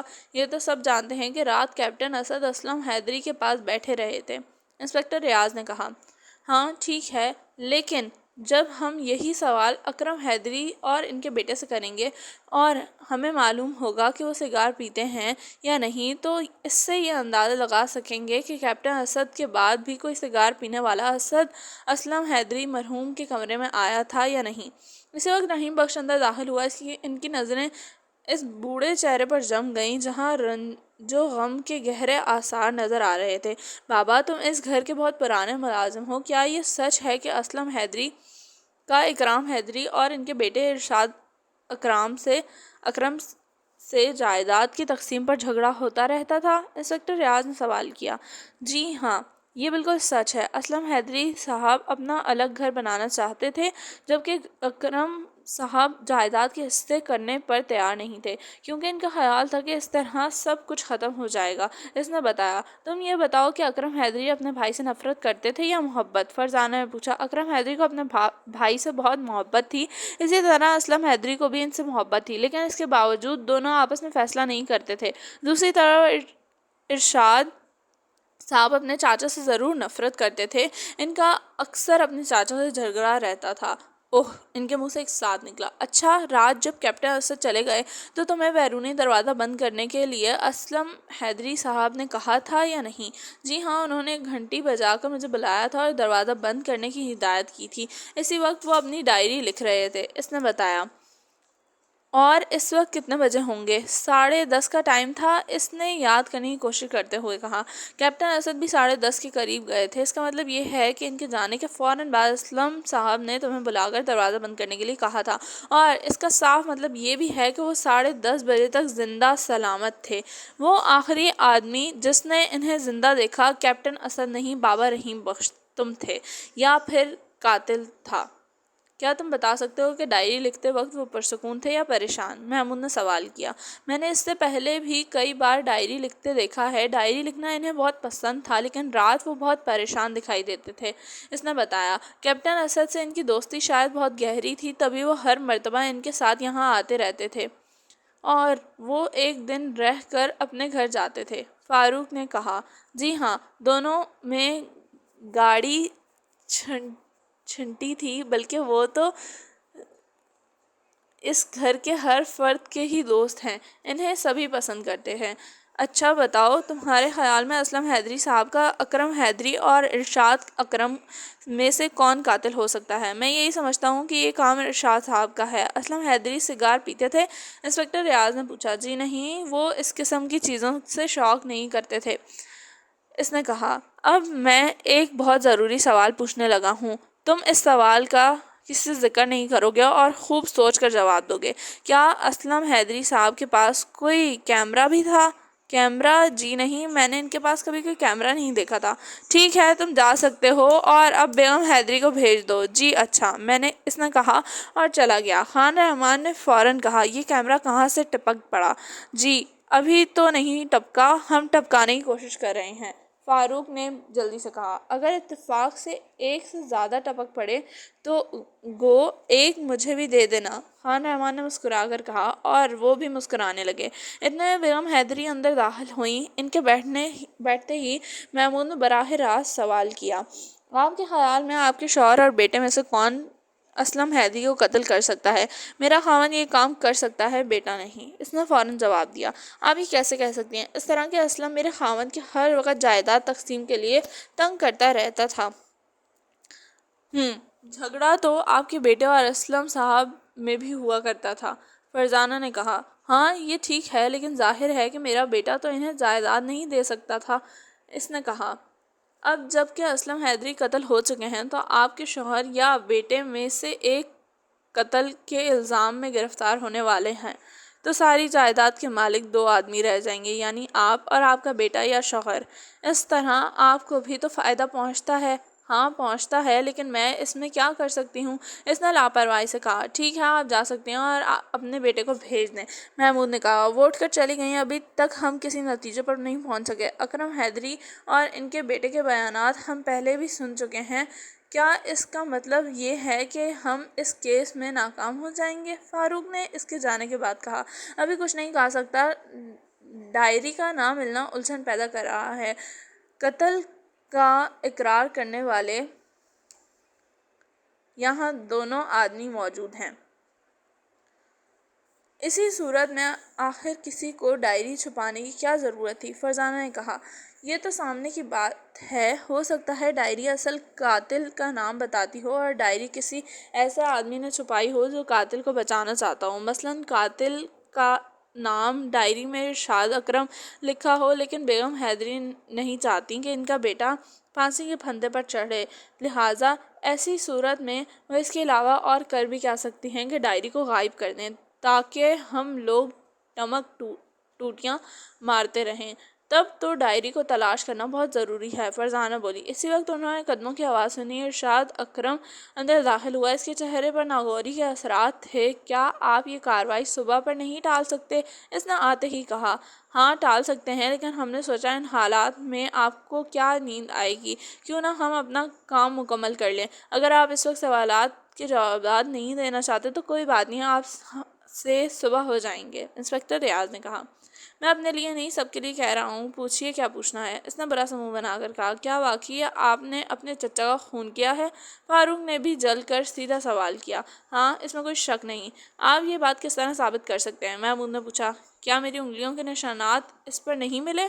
اس نے جھلا کر کہا، بے شک ملے ہیں، اور اگر آپ کے والد یہ بیان نہ دیتے کہ قتل انہوں نے کیا ہے اور آپ انہیں بچانے کے لیے جھوٹ بول رہے ہیں اور پستول پر اپنی انگلیوں کے نشانات بھی آپ نے جان بوجھ کر بنا دیے تھے، تو ہم کب کیا آپ کو گرفتار کر چکے ہوتے؟ محمود تیز تیز کہتا چلا گیا، میں تو کہتا ہوں مجھے اب بھی فوراً گرفتار کر لیں۔ اب جب تک ہم معاملے کی تہہ تک نہیں پہنچ جاتے ایسا نہیں ہو سکتا۔ اچھا یہ بتائیے، کیا آپ اپنے چچا کی ڈائری آپ نے چرائی ہے؟ فرزانہ نے پوچھا۔ مجھے کیا ضرورت تھی ڈائری چرانے کی؟ اس نے تلملا کر کہا، شاید اس میں یہ درج ہو کہ قاتل اکرم حیدری ہے، آپ نے یہ الفاظ پڑھ لیے ہوں اور ایسے بھی باپ کو بچانے کی خاطر غائب کر دیا ہو۔ انسپکٹر ریاض نے کہا، بہت خوب، تو آپ لوگ ان لائنوں پر سوچ رہے ہیں۔ وہ تلخ انداز میں مسکرائے، ان حالات میں سوچنے کے لیے اور لائنیں کہاں لائیں؟ اور آپ سگار پیتے ہیں؟ نہیں، یہ گندی عادت کیپٹن اسد کو ہے، اس نے کہا۔ یہ ہمیں معلوم ہے، کیا آپ کے پاس کوئی کیمرہ ہے؟ فاروق نے منہ سے سوچے سمجھے بغیر نکال گیا، کیمرہ؟ کیا مطلب؟ اس نے چونک کر کہا، آپ کیمرے کا مطلب بھی نہیں جانتے جس سے تصاویر اتاری جاتی ہیں؟ یہاں کیمرے کا سوال کہاں سے آ کودا؟ اس کے لہجے میں بلا کی حیرت تھی۔ خیر چھوڑیے، اب ایک آخری سوال، کہیں ایسا تو نہیں کہ آپ دونوں باپ بیٹے نے مل کر اسلم حیدری کو قتل کیا ہو اور خود بچانے کے لیے چال چلی ہو تاکہ پولیس الجھ کر رہ جائے؟ یہ غلط ہے، اس نے چلا کر کہا۔ ٹھیک ہے، آپ جا سکتے ہیں اور اپنے والد صاحب کو بھیج دیں، محمود نے سوالات کا سلسلہ ختم کرتے ہوئے کہا، اور اس کے باہر نکلتے ہی خان روان سے رہا نہ گیا بول پڑے، یہ کیمرہ کہاں سے آ کودا تھا؟ میں بھی یہی پوچھنے والا تھا، انسپکٹر ریاض نے کہا۔ ان کے ذہن میں کب کوئی چیز آ کودے کچھ نہیں کہا جا سکتا، فرزانہ نے جل کر کہا۔ میرے ذہن سے میری نسبت یہ زیادہ واقف ہے، لہٰذا اس سے پوچھیے۔ فاروق نے اپنی جان بچانا چاہی۔ نہیں، بتاؤ، کیمرے کے بارے میں کیوں پوچھا تھا؟ بس زبان پھسل گئی، فاروق نے بات بتائی۔ حیرت ہے، میں نے آج تک تمہاری زبان کو اس طرح پھسلتے نہیں دیکھا۔ خان رحمان واقعی حیران ہو کر بولے۔ اسی وقت قدموں کی آواز سنائی دی اور کیس سے متعلق آخری آدمی اکرم حیدری نظر آیا۔ پستول کے دستے پر آپ کے بیٹے کی انگلیوں کے نشانات مل گئے ہیں، اس لیے اب آپ اس کے لیے کچھ نہیں کر سکتے۔ عدالت ان نشانات کی موجودگی میں آپ کو مجرم نہیں سمجھ سکتی، محمود نے کہا۔ میرا وکیل عدالت کے ذہن میں یہ بات بٹھائے گا کہ بیٹے نے باپ کو بچانے کے لیے انگلیوں کے نشانات پستول پر بنا دیے، پھر عدالت ایک بے گناہ کو کس طرح پھانسی کی سزا دے سکتی ہے؟ اکرم حیدری بولے، سچ کیا ہے؟ آپ یہ کیوں نہیں بتا دیتے؟ میں نے سچ ہی تو بتایا ہے، دراصل جرم میں نے کیا ہے۔ آپ کا کہنا ہے کہ آپ کو آپ کے بھائی سے بے پناہ محبت تھی، پھر یہ کیسے ممکن ہے کہ آپ نے انہیں گولی مار دی؟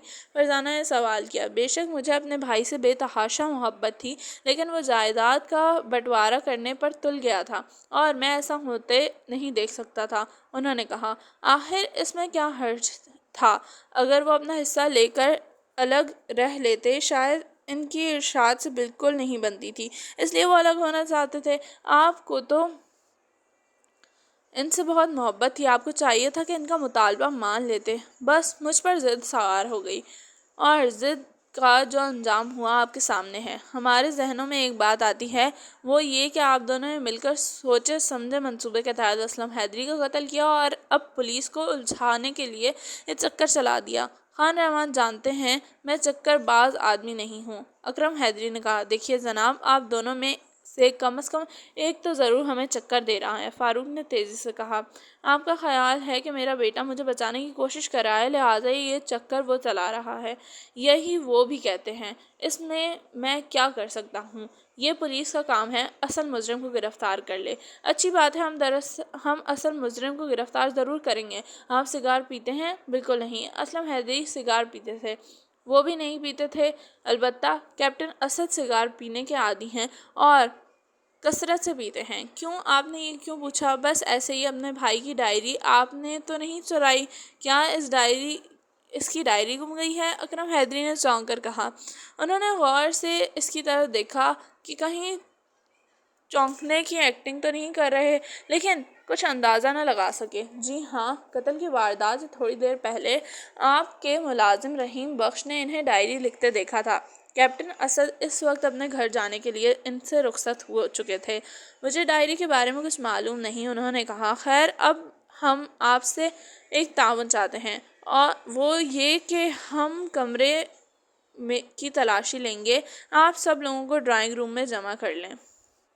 آپ تلاشی کس سلسلے میں لینا چاہتے ہیں؟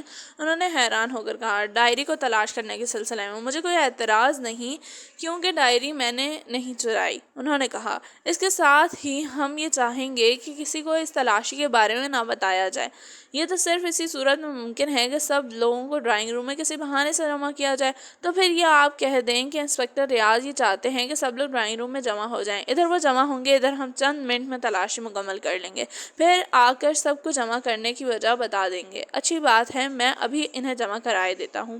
یہ کہہ کر اکرم حیدری چلے گئے۔ شاید ہم ابھی تک کسی نتیجے پر نہیں پہنچے، انسپکٹر ریاض نے پریشان ہو کر کہا۔ مایوس نہیں ہونا چاہیے، اگر ہم ڈائری تلاش کرنے میں کامیاب ہو گئے تو شاید سب کچھ جان جائیں گے، محمود نے کہا۔ لیکن فرض کرو ڈائری مجرم نے ضائع کر دی ہو، تب کیا ہوگا؟ فرزانہ بولی۔ ہم ایسی فضول بات فرض ہی کیوں کریں؟ فاروق نے منہ بنایا۔ اسی صورت میں بھی ہمارے میں ایک پتہ رہ جاتا ہے، ہم اسے کام میں لائیں گے، محمود نے مسکرا کر کہا۔ فاروق اور فرزانہ سمجھ گئے کہ اس کا اشارہ خود کار کیمرہ کی طرف ہے۔ لیکن وہ پتہ تو ابا جان ساتھ لے گئے ہیں، خدا جانے تم کس پتے کی بات کر رہے ہو، کچھ ہمیں بھی پتہ چلے، خان رحمان نے جھنجھلا کر کہا، اور وہ مسکرا اٹھے۔ بات دراصل یہ ہے کہ انکل کہ ہمیں مقتول کے کمرے کی ایک چیز ملی ہے، اس کے بارے میں کسی کو بھی نہیں معلوم، لہٰذا ہم اسے کام میں لائیں گے، محمود بولا۔ کیا وہ کوئی کیمرہ ہے؟ خان رحمان نے پوچھا، اور وہ حیران رہ گئے۔ آپ کا خیال ٹھیک ہے، محمود نے کہا، لیکن ہم نے تو وہاں کوئی کیمرہ نہیں دیکھا تھا، انسپکٹر ریاض نے حیران ہو کر کہا۔ ہمیں بھی نظر نہ آتا، یہ تو فرزانہ کی آنکھوں نے دیکھ لیا، فاروق نے مذاق اڑانے والے لہجے میں کہا۔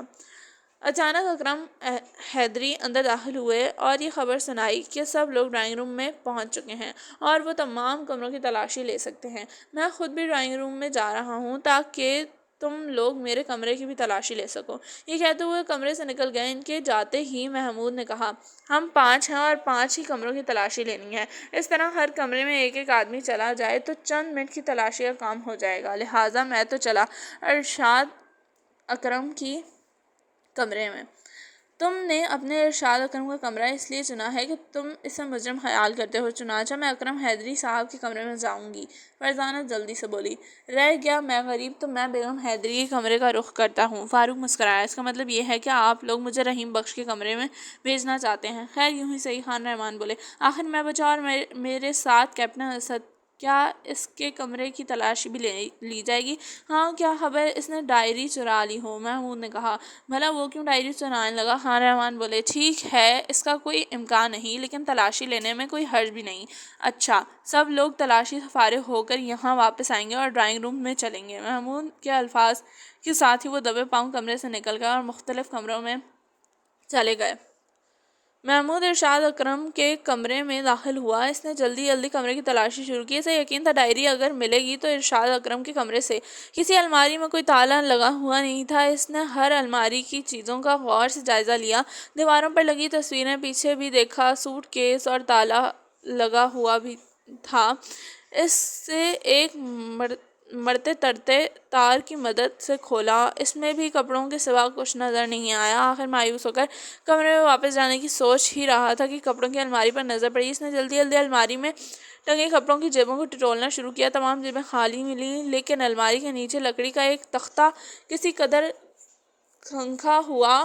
اس نے چونک کر اس تختے کو انگلی اور انگوٹھے کی مدد سے اوپر اٹھایا اور دوسری لمحے آنکھوں میں چمک لہری۔ تختے کے نیچے ایک سیاہ جلد والی درمیانے سائز کی ڈائری موجود تھی۔ وہ اپنے کمرے میں واپس پہنچا تو فرزانہ کے سوا باقی سب واپس آ چکے تھے۔ فرزانہ ابھی تک نہیں آئی تھی۔ اکرم حیدری کے کمرے میں اسے ضرور ڈائری مل گئی ہوگی، اسی لیے وہ ابھی تک لوٹ کر نہیں آئی۔ فاروق نے کہا، ڈائری ملنے کی صورت میں تو اسے فوراً واپس آ جانا چاہیے تھا۔ محمود نے کہا، شاید وہیں بیٹھ کر ڈائری پڑھنے لگ گئی ہو، لیکن جہاں تک میرا خیال ہے اسے ڈائری نہیں مل سکتی۔ محمود مسکرایا، کیوں، کیا تمہیں مل گئی ہے؟ دروازے کی طرف سے فرزانہ کی آواز سنائی دی۔ انہوں نے چونک کر اس کی طرف دیکھا تو اس کے چہرے پر مایوسی کا آثار تھے۔ ہاں، ڈائری مجھے مل گئی ہے، محمود نے پرسکون آواز میں کہا۔ کیا؟ وہ سب ایک ساتھ چلائے۔ اس کے ساتھ ہی محمود نے جیب سے ڈائری نکال کر ان کے سامنے رکھ دی۔ وہ ایک ساتھ اس پر جھک گئے۔ محمود جلدی جلدی ایک دن پہلے کی تاریخ نکالنے لگا اور پھر اس کے منہ سے نکلا، ارے یہ کیا؟ سچے دل سے انہوں نے دیکھا ڈائری میں سے کچھ ورق پھٹے ہوئے تھے۔ ڈائری ملنے پر انہیں اگر یہ احساس ہوا تھا کہ وہ کامیابی کے نزدیک پہنچ گئے ہیں، تو درمیان میں سے ڈائری کے ورق پھٹے دیکھ کر انہوں نے خود کو ایک بار پھر ناکامی کے گڑھے میں پایا۔ اس کا مطلب ہے ہم جہاں چلتے تھے وہاں پہنچ گئے ہیں، خان رحمان نے کہا۔ جی نہیں، ہم چند قدم آگے ضرور بڑھے ہیں۔ اس ڈائری پر اس شخص کی انگلیوں کے نشانات ضرور ہوں گے جس نے یہ چرائی ہے، اور اگر اس ملنے والے نشانات ارشاد اکرم کے ہوئے تو پھر محمود کہتا کہتا رک گیا۔ تو پھر سے آگے تمہارے الفاظ کا گلا کیوں گھٹ گیا ہے؟ فرزانہ نے منہ بنایا، میں سوچ رہا ہوں تو پھر سے آگے ہم پھر اٹک جاتے ہیں کیونکہ اگر یہ بات ثابت ہو بھی جاتی ہے کہ ڈائری ارشاد اکرم نے چرائی ہے اور اس میں سے ورق بھی اسی نے پھاڑا ہے، تو بھی کیا فرق پڑ جائے گا؟ وہ تو پہلے ہی خود کو مجرم قرار دے چکا ہے۔ یہی تو اس کیس کی مصیبت ہے۔ فاروق نے جھنجھلا کر کہا، ابا جان بھی ہمیں کس موڑ پر چھوڑ گئے ہیں؟ فرزانہ نے سرد آہ بھری۔ موڑ پر تو نہیں، گھر کے اندر چھوڑ کر گئے ہیں، فاروق نے کہا۔ اچانک محمود نے زوردار انداز میں چٹکی بجائی اور چلا کر بولا، وہ مارا، فوراً ارشاد اکرم کو بلائیں۔ کیا ہوا، خیر تو ہے؟ فرزانہ نے حیران ہو کر کہا، سنو، اگر ڈائری ارشاد اکرم نے چرائی تھی تو اس کا صاف مطلب یہی ہے کہ اس نے اپنے باپ کے جرم پر پردہ ڈالنے کی کوشش کی ہے۔ اس طرح یہ بات خود بخود واضح ہو جائے گی کہ قتل دراصل اکرم حیدری نے کیا ہے اور ارشاد اکرم انہیں بچانے کی کوشش کر رہا ہے۔ بہت خوب، شاید ہماری عقلیں گھاس چرنے چلی گئی ہیں۔ یہ تو بالکل سامنے کی بات ہے، انسپکٹر ریاض نے خوش ہو کر کہا۔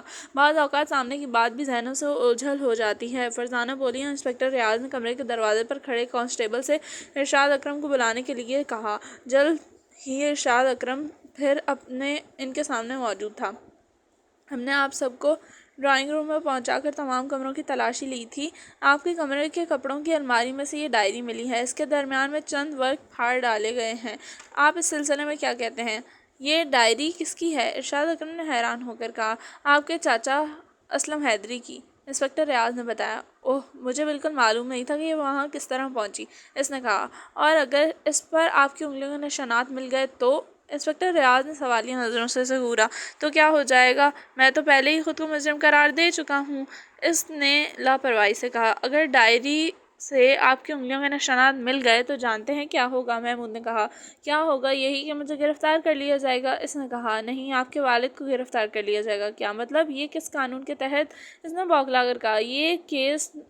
اس کیس میں صورتحال یہ ہے کہ باپ اور بیٹا ایک دوسرے کو بچانے کی کوشش کر رہے ہیں، لہٰذا اگر ڈائری آپ نے چرائی ہے اور اس میں سے ورق پھاڑے ہیں تو اس کا صاف مطلب یہی ہے کہ اس میں آپ کے والد کے خلاف لکھا کچھ ہوگا، چنانچہ آپ نے انہیں بچانے کے لیے ڈائری چرا لی اور اس میں سے ورق بھی پھاڑ ڈالے۔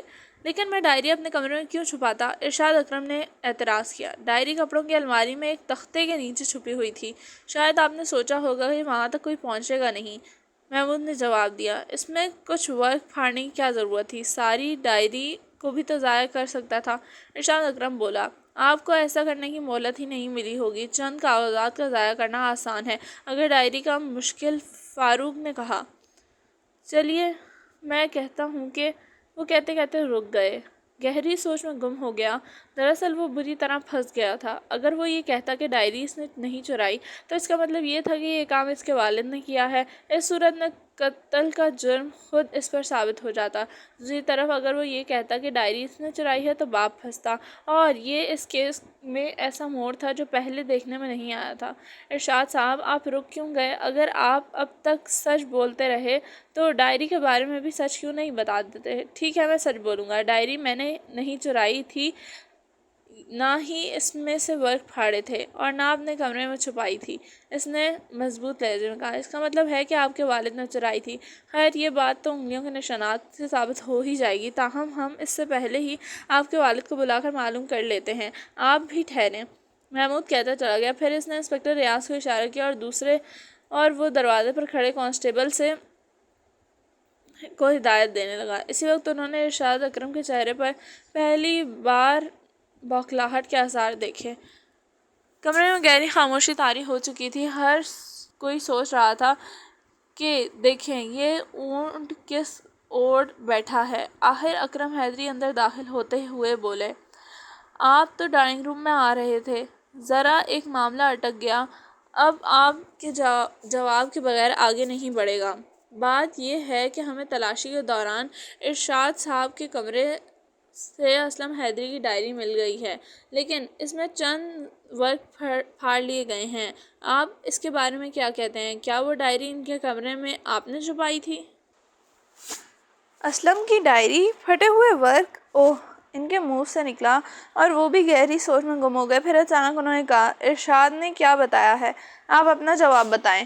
محمود نے جلدی سے کہا، میں نے وہ ڈائری ہرگز نہیں چرائی اور نہ اس میں سے ورق پھاڑے، نہ ہی اسے ارشاد کے کمرے میں چھپایا۔ کیا؟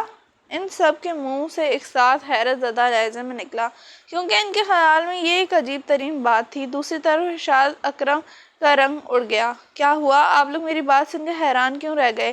اکرام حیدری کے لہجے میں حیرت تھی۔ اس لیے کہ آپ کے بیٹے کا بھی یہی بیان ہے کہ ڈائری انہوں نے نہیں چرائی تھی۔ کیا؟ اس مرتبہ اکرم حیدری چلایا تھا، اور وہ بھی اس زور سے کہ اس کی آواز پوری کوٹھی میں گونج گئی تھی۔ لیکن یہ کیسے ممکن ہے کہ ڈائری ان دونوں میں سے کسی نے نہ چرائی ہو؟ انسپکٹر ریاض کے منہ سے نکلا، واقعی یہ کسی طرح بھی ممکن نہیں، جبکہ یہ دونوں اس جرم کے دعوے دار ہیں۔ دوسری طرف اگر ڈائری ان دونوں میں سے کسی کے سامنے بھی نہیں چرائی تو پھر کس نے چرائی ہے، اور اس کا ڈائری چرانے سے کیا مقصد تھا؟ گھوم پھر کر یہی بات ذہن میں آتی ہے کہ ڈائری انہیں دو حضرات میں سے کسی نے چرائی تھی، اور یہ ہمیں اس وقت معلوم ہو سکے گا جب ڈائری پر انگلیوں کے نشانات مل جائیں گے۔ انسپکٹر صاحب مہربانی فرما کر اس پر پائے جانے والے نشانات جلد از جلد حاصل کرنے کا بندوبست کریں۔ یہ اب صبح سے پہلے مشکل ہے، یہ شہر نہیں ہے، ایک قصبہ ہے، اور وہ بھی چھوٹا سا، اس لیے ہمیں صبح تک انتظار کرنا پڑے گا، تاہم کوشش کروں گا کہ صبح سے پہلے ہی کام ہو جائے۔ ٹھیک ہے، اب اس کے سوا کچھ کیا بھی نہیں جا سکتا، چنانچہ باقی کارروائی کل پر اٹھا دیتے ہیں۔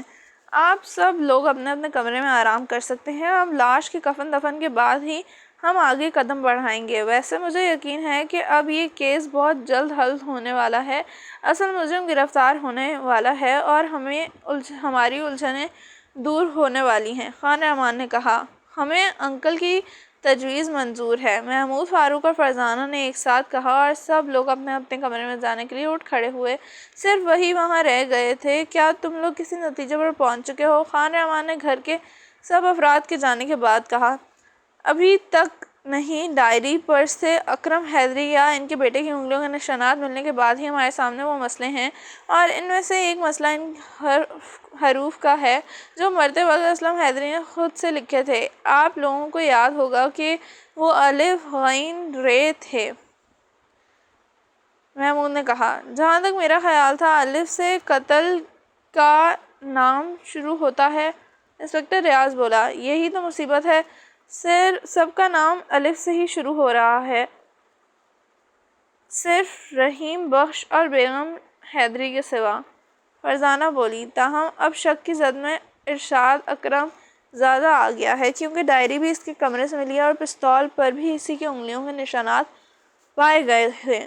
محمود بولا۔ سوال تو یہ ہے کہ غین رے سے کیا بنتا ہے؟ چلو مان لیا کہ الف سے ہمیں کوئی مدد نہیں ملتی، غین رے سے تو کوئی سراغ نکالنا چاہیے۔ فرزانہ کے چہرے پر اکتاہٹ تھی۔ یہ ایک ایسا کیس ہے جس میں کہیں سے بھی کوئی سراغ نکلتا نظر نہیں آتا، بلکہ سراغ کا نام و نشان تک دور دور تک نظر نہیں آتا۔ فاروق مسکرایا۔ اپنی آنکھوں کا علاج کرواؤ، ہمیں ایک نہیں 3 سراغ مل چکے ہیں۔ محمود نے جلا کر کہا۔ 3 سراغ؟ ذرا میں بھی تو سنوں، 3 کون سے؟ فاروق نے جلدی سے پوچھا۔ پہلا سراغ تو وہ تحریر جو خون سے لکھی گئی تھی، دوسرا سراغ یہ ڈائری، اور تیسرا سراغ… محمود کہتے کہتے رک گیا۔ وہ کیمرے کا ذکر دوبارہ نہیں چھیڑنا چاہتا تھا۔ کیوں رک گئے؟ تیسرا سراغ ابا جان ساتھ لے گئے ہیں۔ ہاں یہ بھی ٹھیک ہے، فرزانہ نے کہا۔ اچانک محمود بڑی زور سے اچھلا، آنکھوں میں تیز چمک لہر آئی، پھر اس کے منہ سے پرجوش انداز میں نکلا۔ اوہ، غین رے کا مطلب میں سمجھ گیا، جلدی سے بتاؤ۔ کیا سمجھے؟ فاروق نے بے چین ہو کر کہا۔ سنو، کیمرے کی تصویروں کو آنکھوں کے سامنے لاؤ۔ محمود نے بے خیالی میں کہا۔ خان رحمان انسپکٹر ریاض سے بری طرح گور رہے تھے۔ افسوس، میں ایسا نہیں کر سکتا، فاروق نے کہا۔ کیا نہیں کر سکتے؟ فرزانہ جلا اٹھی۔ ان تصویروں کو آنکھوں کے سامنے نہیں لا سکتا کیونکہ وہ ابا جان لے گئے ہیں۔ مذاق چھوڑو، تم ان تصویروں کو دیکھ چکے ہو، ان پر غور کرو اور پھر الفاظ غر پر غور کرو۔ محمود نے تیز آواز میں کہا۔ اچھا کرتا ہوں، فاروق نے بے بسی سے کہا، اور انہیں بے ساختہ ہنسی آ گئی۔ بھائی، یہ کن تصویروں کا ذکر ہے؟ ہمیں تو اب تک کچھ بھی معلوم نہیں۔ خان رحمان بول اٹھے۔ انکل، یہ تو ہم آپ کو بتا ہی چکے ہیں کہ اسلم حیدری کے کمرے میں ہمیں ایک کیمرہ ملا تھا۔ ابا جان نے اس میں موجود فلم کو فوراً ہی ڈھونڈ ڈالا تھا اور اس طرح ہاتھ لگنے والی تصویروں کو ہمیں بھی دکھایا تھا۔ شاید وہ نہ دکھاتے اگر نہ جانا پڑتا۔ ان تصویروں میں کیا تھا؟ انسپکٹر ریاض نے بے قراری کے عالم میں کہا۔ ابھی ہم سے نہ پوچھیں، شاید صبح تک ابا جان آ جائیں تو اس وقت آپ کو ان کے بارے میں بتا سکیں۔ خیر کوئی بات نہیں، خان رحمان نے جلدی سے کہا، اور وہ جان گئے تھے کہ وہ انسپکٹر ریاض کے سامنے بتانا نہیں چاہتے، لیکن تمہاری بات درمیان میں ہی رہ گئی۔ تم تصویریں اور لفظ غر پر غور کرنے کے لیے کہہ رہے تھے۔ میں بہت غور کر چکی ہوں، لیکن کچھ سمجھ میں نہیں آیا۔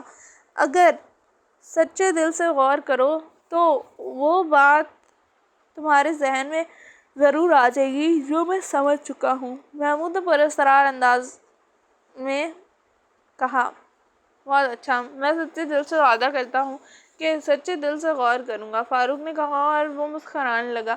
آخر وہ بھی اپنے اپنے کمروں میں جانے کے لیے اٹھ کھڑے ہوئے۔ انسپکٹر ریاض نے بھی یہیں رات گزارنے کا پروگرام بنایا تھا۔ تینوں اپنے کمرے میں داخل ہوئے۔ محمود نے اندر سے دروازہ بند کر لیا۔ اسی وقت فاروق نے کہا۔ میں سچے دل سے غور کرنے کے بعد اس نتیجے پر پہنچ گیا ہوں جس پر تم پہنچے ہو۔ میں کیسے یقین کر لوں؟ ٹھہرو، میں تمہیں لکھ کر دیتا ہوں، فاروق نے کہا، اور ایک کاغذ پر آتش دان پر رکھ کر کچھ لکھنے لگا۔ پھر اس نے وہ کاغذ محمود کی طرف بڑھایا۔ فرزانہ نے محمود کی آنکھوں میں حیرت پھیلتی دیکھی اور پھر مسکرانے لگی۔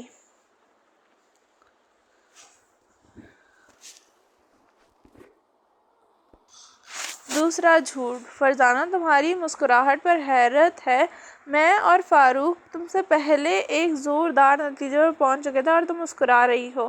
محمود نے حیران ہو کر کہا۔ اور کیا کروں، اپنی شکست پر مسکرانا بھی بہادری ہے۔ لو، یہ کچھ نہ کر کے بھی بہادر بن گئی، بڑی چالاک ہو، فاروق نے جل کر کہا۔ بڑی نہیں، چھوٹی۔ چلو اب جلدی سے بتاؤ، تم دونوں چپکے کس نتیجے پر پہنچ گئے ہو؟ محمود نے فاروق کے لکھے ہوئے الفاظ اس کے سامنے کر دیے اور پھر اس کی آنکھیں بھی حیرت سے پھیل گئیں۔ کم از کم میں سوچ بھی نہیں سکتی تھی کہ یہ کیس اس کروٹ بھی بیٹھ سکتا ہے، اس نے کہا۔ سوچ تو ہم بھی نہیں سکتے تھے۔ مزے کی بات یہ ہے کہ اب بھی ہم کچھ نہیں جانے کہ اکرم حیدری اور ارشاد اکرم میں سے کون اصل مجرم ہے۔ محمود بولا۔ وقت آنے پر بھی جان جائیں گے، فاروق مسکرایا۔ اگر صبح تک ابا جان نہ آئے تو پھر کیا کریں گے؟ فرزانہ نے پوچھا۔ کیس کو اپنے طور پر حل کر کے ان کے سامنے پیش کر دیں گے۔ محمود نے کہا، پیش تو اس وقت کر دیں گے نا جب ہم اس کی تہہ تک پہنچ جائیں گے، جبکہ میرا خیال ہے ابھی ہم نے ایک آدھ غوطہ لگایا ہے اور پانی ہمیں پھر اوپر لے آیا ہے۔ خیر دیکھا جائے گا، صبح تک نہ جانے اور کیا کیا معلوم ہو جائے۔ پھر انسپکٹر ریاض ڈائری پر ملنے والی انگلیوں کے نشانات بھی تو لے آئیں گے۔ اگر میں یہ کہوں کہ اس بار ہمارا واسطہ عجیب ترین کیس سے پڑا ہے تو محمود کہہ رہا تھا کہ فاروق نے اس کی بات کاٹ دی، تو یہ بہت پرانی بات ہوگی، تقریباً ہر کیس ہی ہمارا یہی خیال ہوتا ہے، لہٰذا اس بات کو جانے دو۔ چلو جانے دیا۔ اس ایک غور طلب بات اور ہے اکرم حیدری کا بیان کہ وہ کیپٹن اسد کے جانے کے بعد اسلم حیدری کے کمرے میں داخل ہوئے اور جب جھڑپ ہونے کے بعد انہیں ختم کر دیا۔ یہی بیان ارشاد اکرم کا ہے۔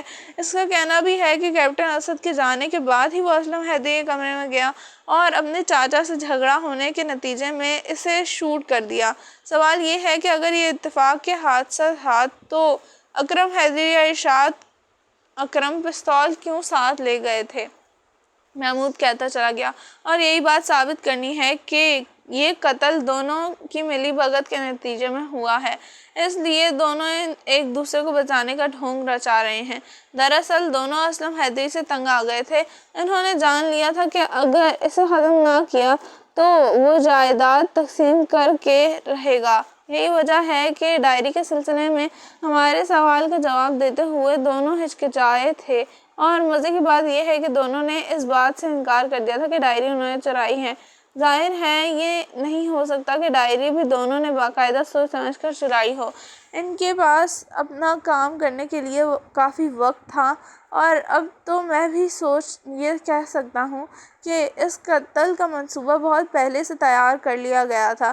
انہوں نے سوچا ہوگا کہ پولیس اور عدالت کسی نتیجے پر نہیں پہنچ سکے گی، اور ایک آدمی کے قتل کے جرم میں وہ بیک وقت دو آدمیوں کو سزا نہیں دے سکے گی، لہٰذا وہ شک کا فائدہ دے کر بری کر دیے جائیں گے۔ تو یہ تھا سارا منصوبہ۔ فرزانہ یہ کہہ کر خاموش ہو گئی۔ میں تم سے اتفاق کرتا ہوں، بالکل یہی خیال میرا بھی ہے، محمود نے کہا، لیکن میرا خیال ہرگز نہیں۔ آخر تم ان تصویروں کو کون سے خانے میں فٹ کرو گے؟ فاروق نے انکار میں سر ہلایا۔ انہیں فٹ کرنے کی ضرورت ہی کیا ہے؟ تصویروں کا کیس سے کوئی تعلق نہیں ہے، محمود بولا۔ لیکن تصویروں کا تعلق اسلم حیدری سے تو ہے، فاروق نے پرزور لہجے میں کہا۔ مجھے یہ بات تسلیم ہے کہ کیس کافی الجھا ہوا ہے، لہٰذا بہتر یہی ہے کہ ہم سونے کے لیے لیٹ جائیں اور لیٹ کر ان بیانات کو غور سے پڑھنا شروع کر دیں جو ہم نے لیے ہیں۔ ہو سکتا ہے کوئی ایسی بات نظر آ جائے جو ہمارے لیے کارآمد ثابت ہو۔ فرزانہ نے تجویز پیش کی۔ تینوں لیٹ کر خان رحمان کی تحریر کر وہ کردہ سوال اور جواب بغور پڑھنے لگے۔ ہر ایک کا بیان الگ الگ کاغذ پر لکھا تھا، اس لیے انہیں بیک وقت پڑھنے میں کوئی دشواری نہ ہوئی تھی۔ جب تینوں نے سب بیان پڑھ چکے تھے تو گہری سوچ میں گم ہو گئے۔ آخر فرزانہ بولی، ڈائری والے معاملے کے سوا ان بیانات میں اور کوئی بات قابل غور نہیں۔ ہاں، اس بات سے اکرم حیدری اور ارشاد اکرم دونوں انکار کرتے ہیں کہ ڈائری انہوں نے چرائی ہے، جبکہ مجرم ان میں سے ایک ہے، اور میرا خیال ہے جس نے اس ڈائری کو چرایا ہے مجرم وہ نہیں دوسرا ہے، محمود نے کہا۔ کیا بات اور بہت ہی اہم ہے جس پر ہم نے ابھی تک غور نہیں کیا؟ اچانک فاروق چونکا۔ جلدی بتاؤ، بات مکمل کیے بغیر خاموش نہ ہو جایا کرو، محمود نے تنگ آ کر کہا۔ اگر میں ایسا کروں تو پھر تم کہتے ہو میری زبان کے رکے بغیر چلی ہے۔ اب میں کروں تو کیا کروں؟ فاروق نے برا سا منہ بنایا۔ صرف یہ کرو کہ یہ بات بتاؤ جو ہم اب تک فراموش کیے بیٹھے ہیں۔ رحیم بخش کا بیان ہے، جب رات کے 10:30 بجے کے قریب اسلم حیدری نے اسے بلایا اور دروازہ بند کرنے کی ہدایت کی تو اس وقت وہ بہت پریشان تھا۔ سوال یہ ہے کہ ابھی تو اس کی ارشاد اکرم یا اکرم حیدری سے جھپٹ ہوئی ہی نہیں تھی، تب وہ پریشان کس لیے تھا؟ فاروق نے بتایا۔ بات قابل غور ہے۔ اور محمود کہتے کہتے رک گیا۔ اس کی آنکھیں خلا میں گڑ گئیں۔ انہیں یوں لگا جیسے وہ اچانک پتھر کے بت میں تبدیل ہو گیا ہو۔ کیا کسی جادوگر نے تمہاری زبان پر تالے لگا دیے ہیں؟ فرزانہ نے جل کر کہا۔ بات دراصل یہ ہے کہ ہم الو ہیں، محمود نے کھوئے کھوئے انداز میں کہا۔ بھائی تم ضرور ہوگے، ہمیں کیوں گھسیٹتے ہو اپنے ساتھ؟ فاروق گھبرا کر بولا۔ سنو رحیم بخش کے اس بیان کی روشنی میں ہمیں کیپٹن اسد سے یہ بات پوچھنی چاہیے کہ جب وہ اسلم حیدری سے ملاقات کر کے گیا تو کیا وہ بہت پریشان تھا، اور اگر پریشان تھا تو کیوں؟ کیا انہوں نے اس سے پریشانی کی وجہ پوچھی تھی؟ ہمیں واقعی اس سے یہ پوچھنا چاہیے کہ تھا، لیکن ہم تو کیپٹن اسد کا بیان رحیم بخش سے پہلے لے چکے تھے۔ فرزانہ بولی۔ ٹھیک ہے، اسے دوبارہ تو بلوایا جا سکتا ہے نا؟ محمود بولا۔ تو کیا ہم اسے اب بھی دوبارہ بلوا سکتے ہیں؟ فاروق نے کہا۔ نہیں، اب ہم خود اس کے پاس جا کر یہ سوال پوچھیں گے۔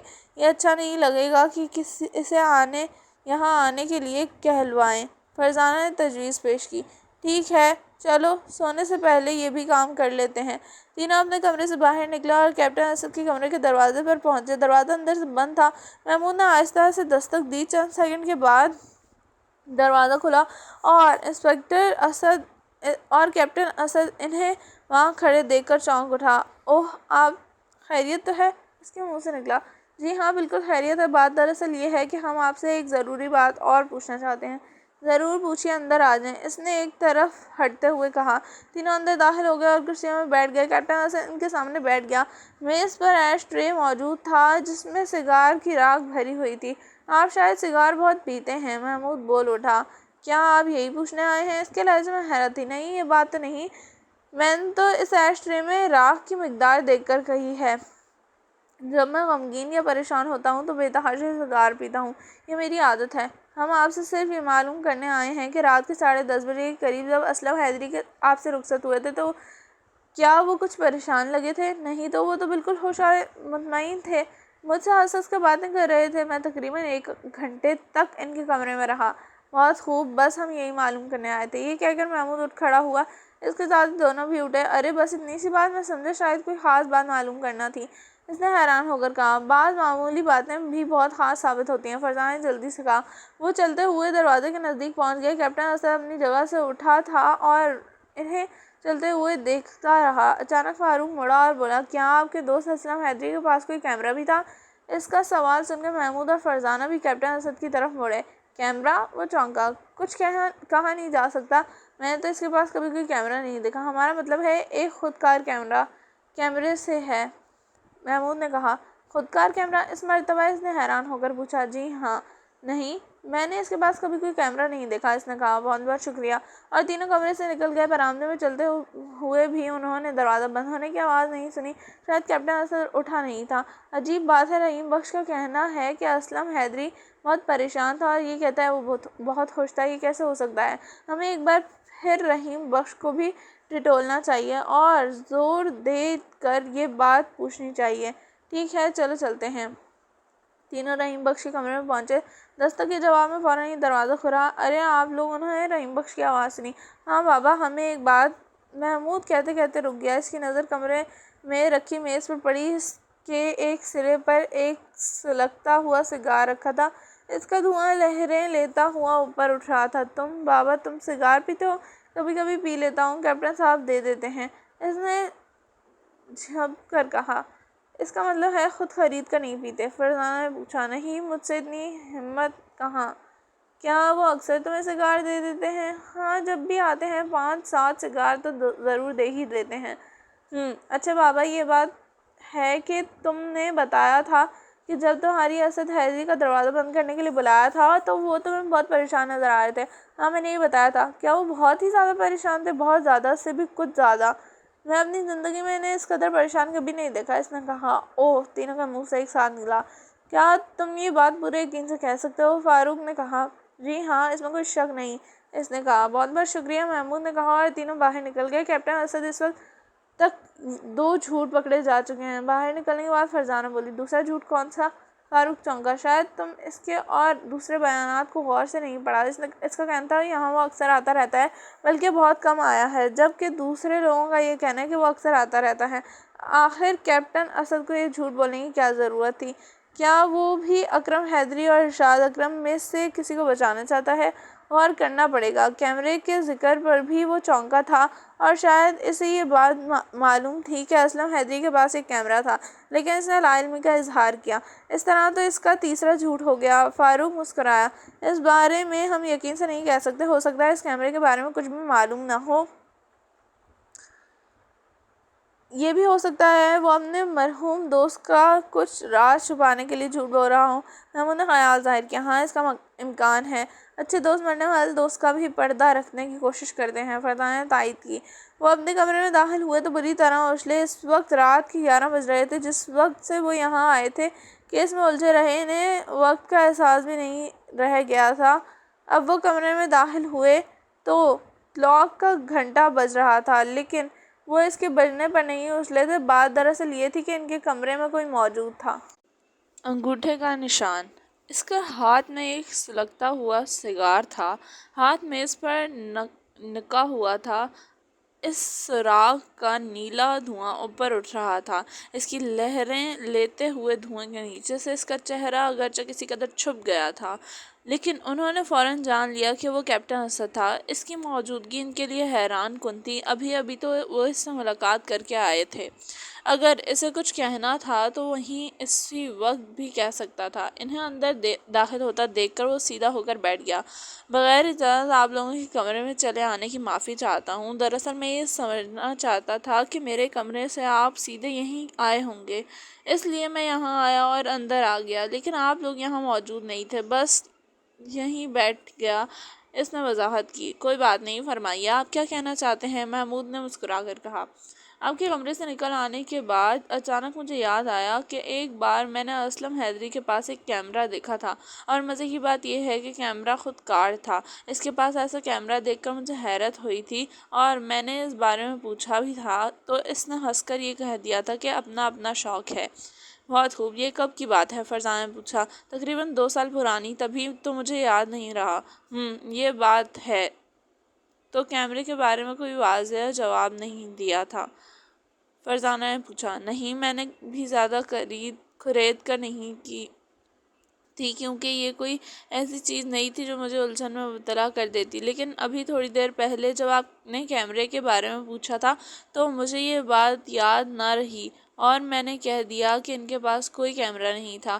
آپ کے کمرے سے باہر نکلتے ہی تھوڑی دیر بعد ہی مجھے 2 سال پہلے کی یہ بات یاد آئی اور میں آپ کو بتانے چلا آیا، شاید آپ اس سے کوئی مفید مطلب نکال سکیں۔ آپ کو بہت بہت شکریہ۔ کیپٹن اسد کمرے سے گیا ہی تھا کہ دروازے کی گھنٹی بجی۔ یہ تو رات کے 11 بجے کون آ گیا؟ فرزانہ کے منہ سے نکلا۔ کوئی نہ کوئی تو ضرور آیا، ورنہ گھنٹی ہرگز نہیں بج سکتی تھی، فاروق نے کہا۔ ہاں، یہ بھی ٹھیک ہے، میرا خیال ہے رحیم بخش تو سو چکا ہوگا، ہم ہی کیوں نہ دروازہ کھول کر دیں اور جا کر۔ محمود نے کہا۔ دروازہ کھولنے کے لیے 3 آدمیوں کو جانے کی کیا ضرورت ہے؟ فاروق بولا۔ تو میں اکیلا چلا جاتا ہوں۔ یہ کہہ کر محمود تیز تیز قدم اٹھاتا چلا گیا۔ واپس آیا تو اس کے ساتھ انسپکٹر ریاض تھا۔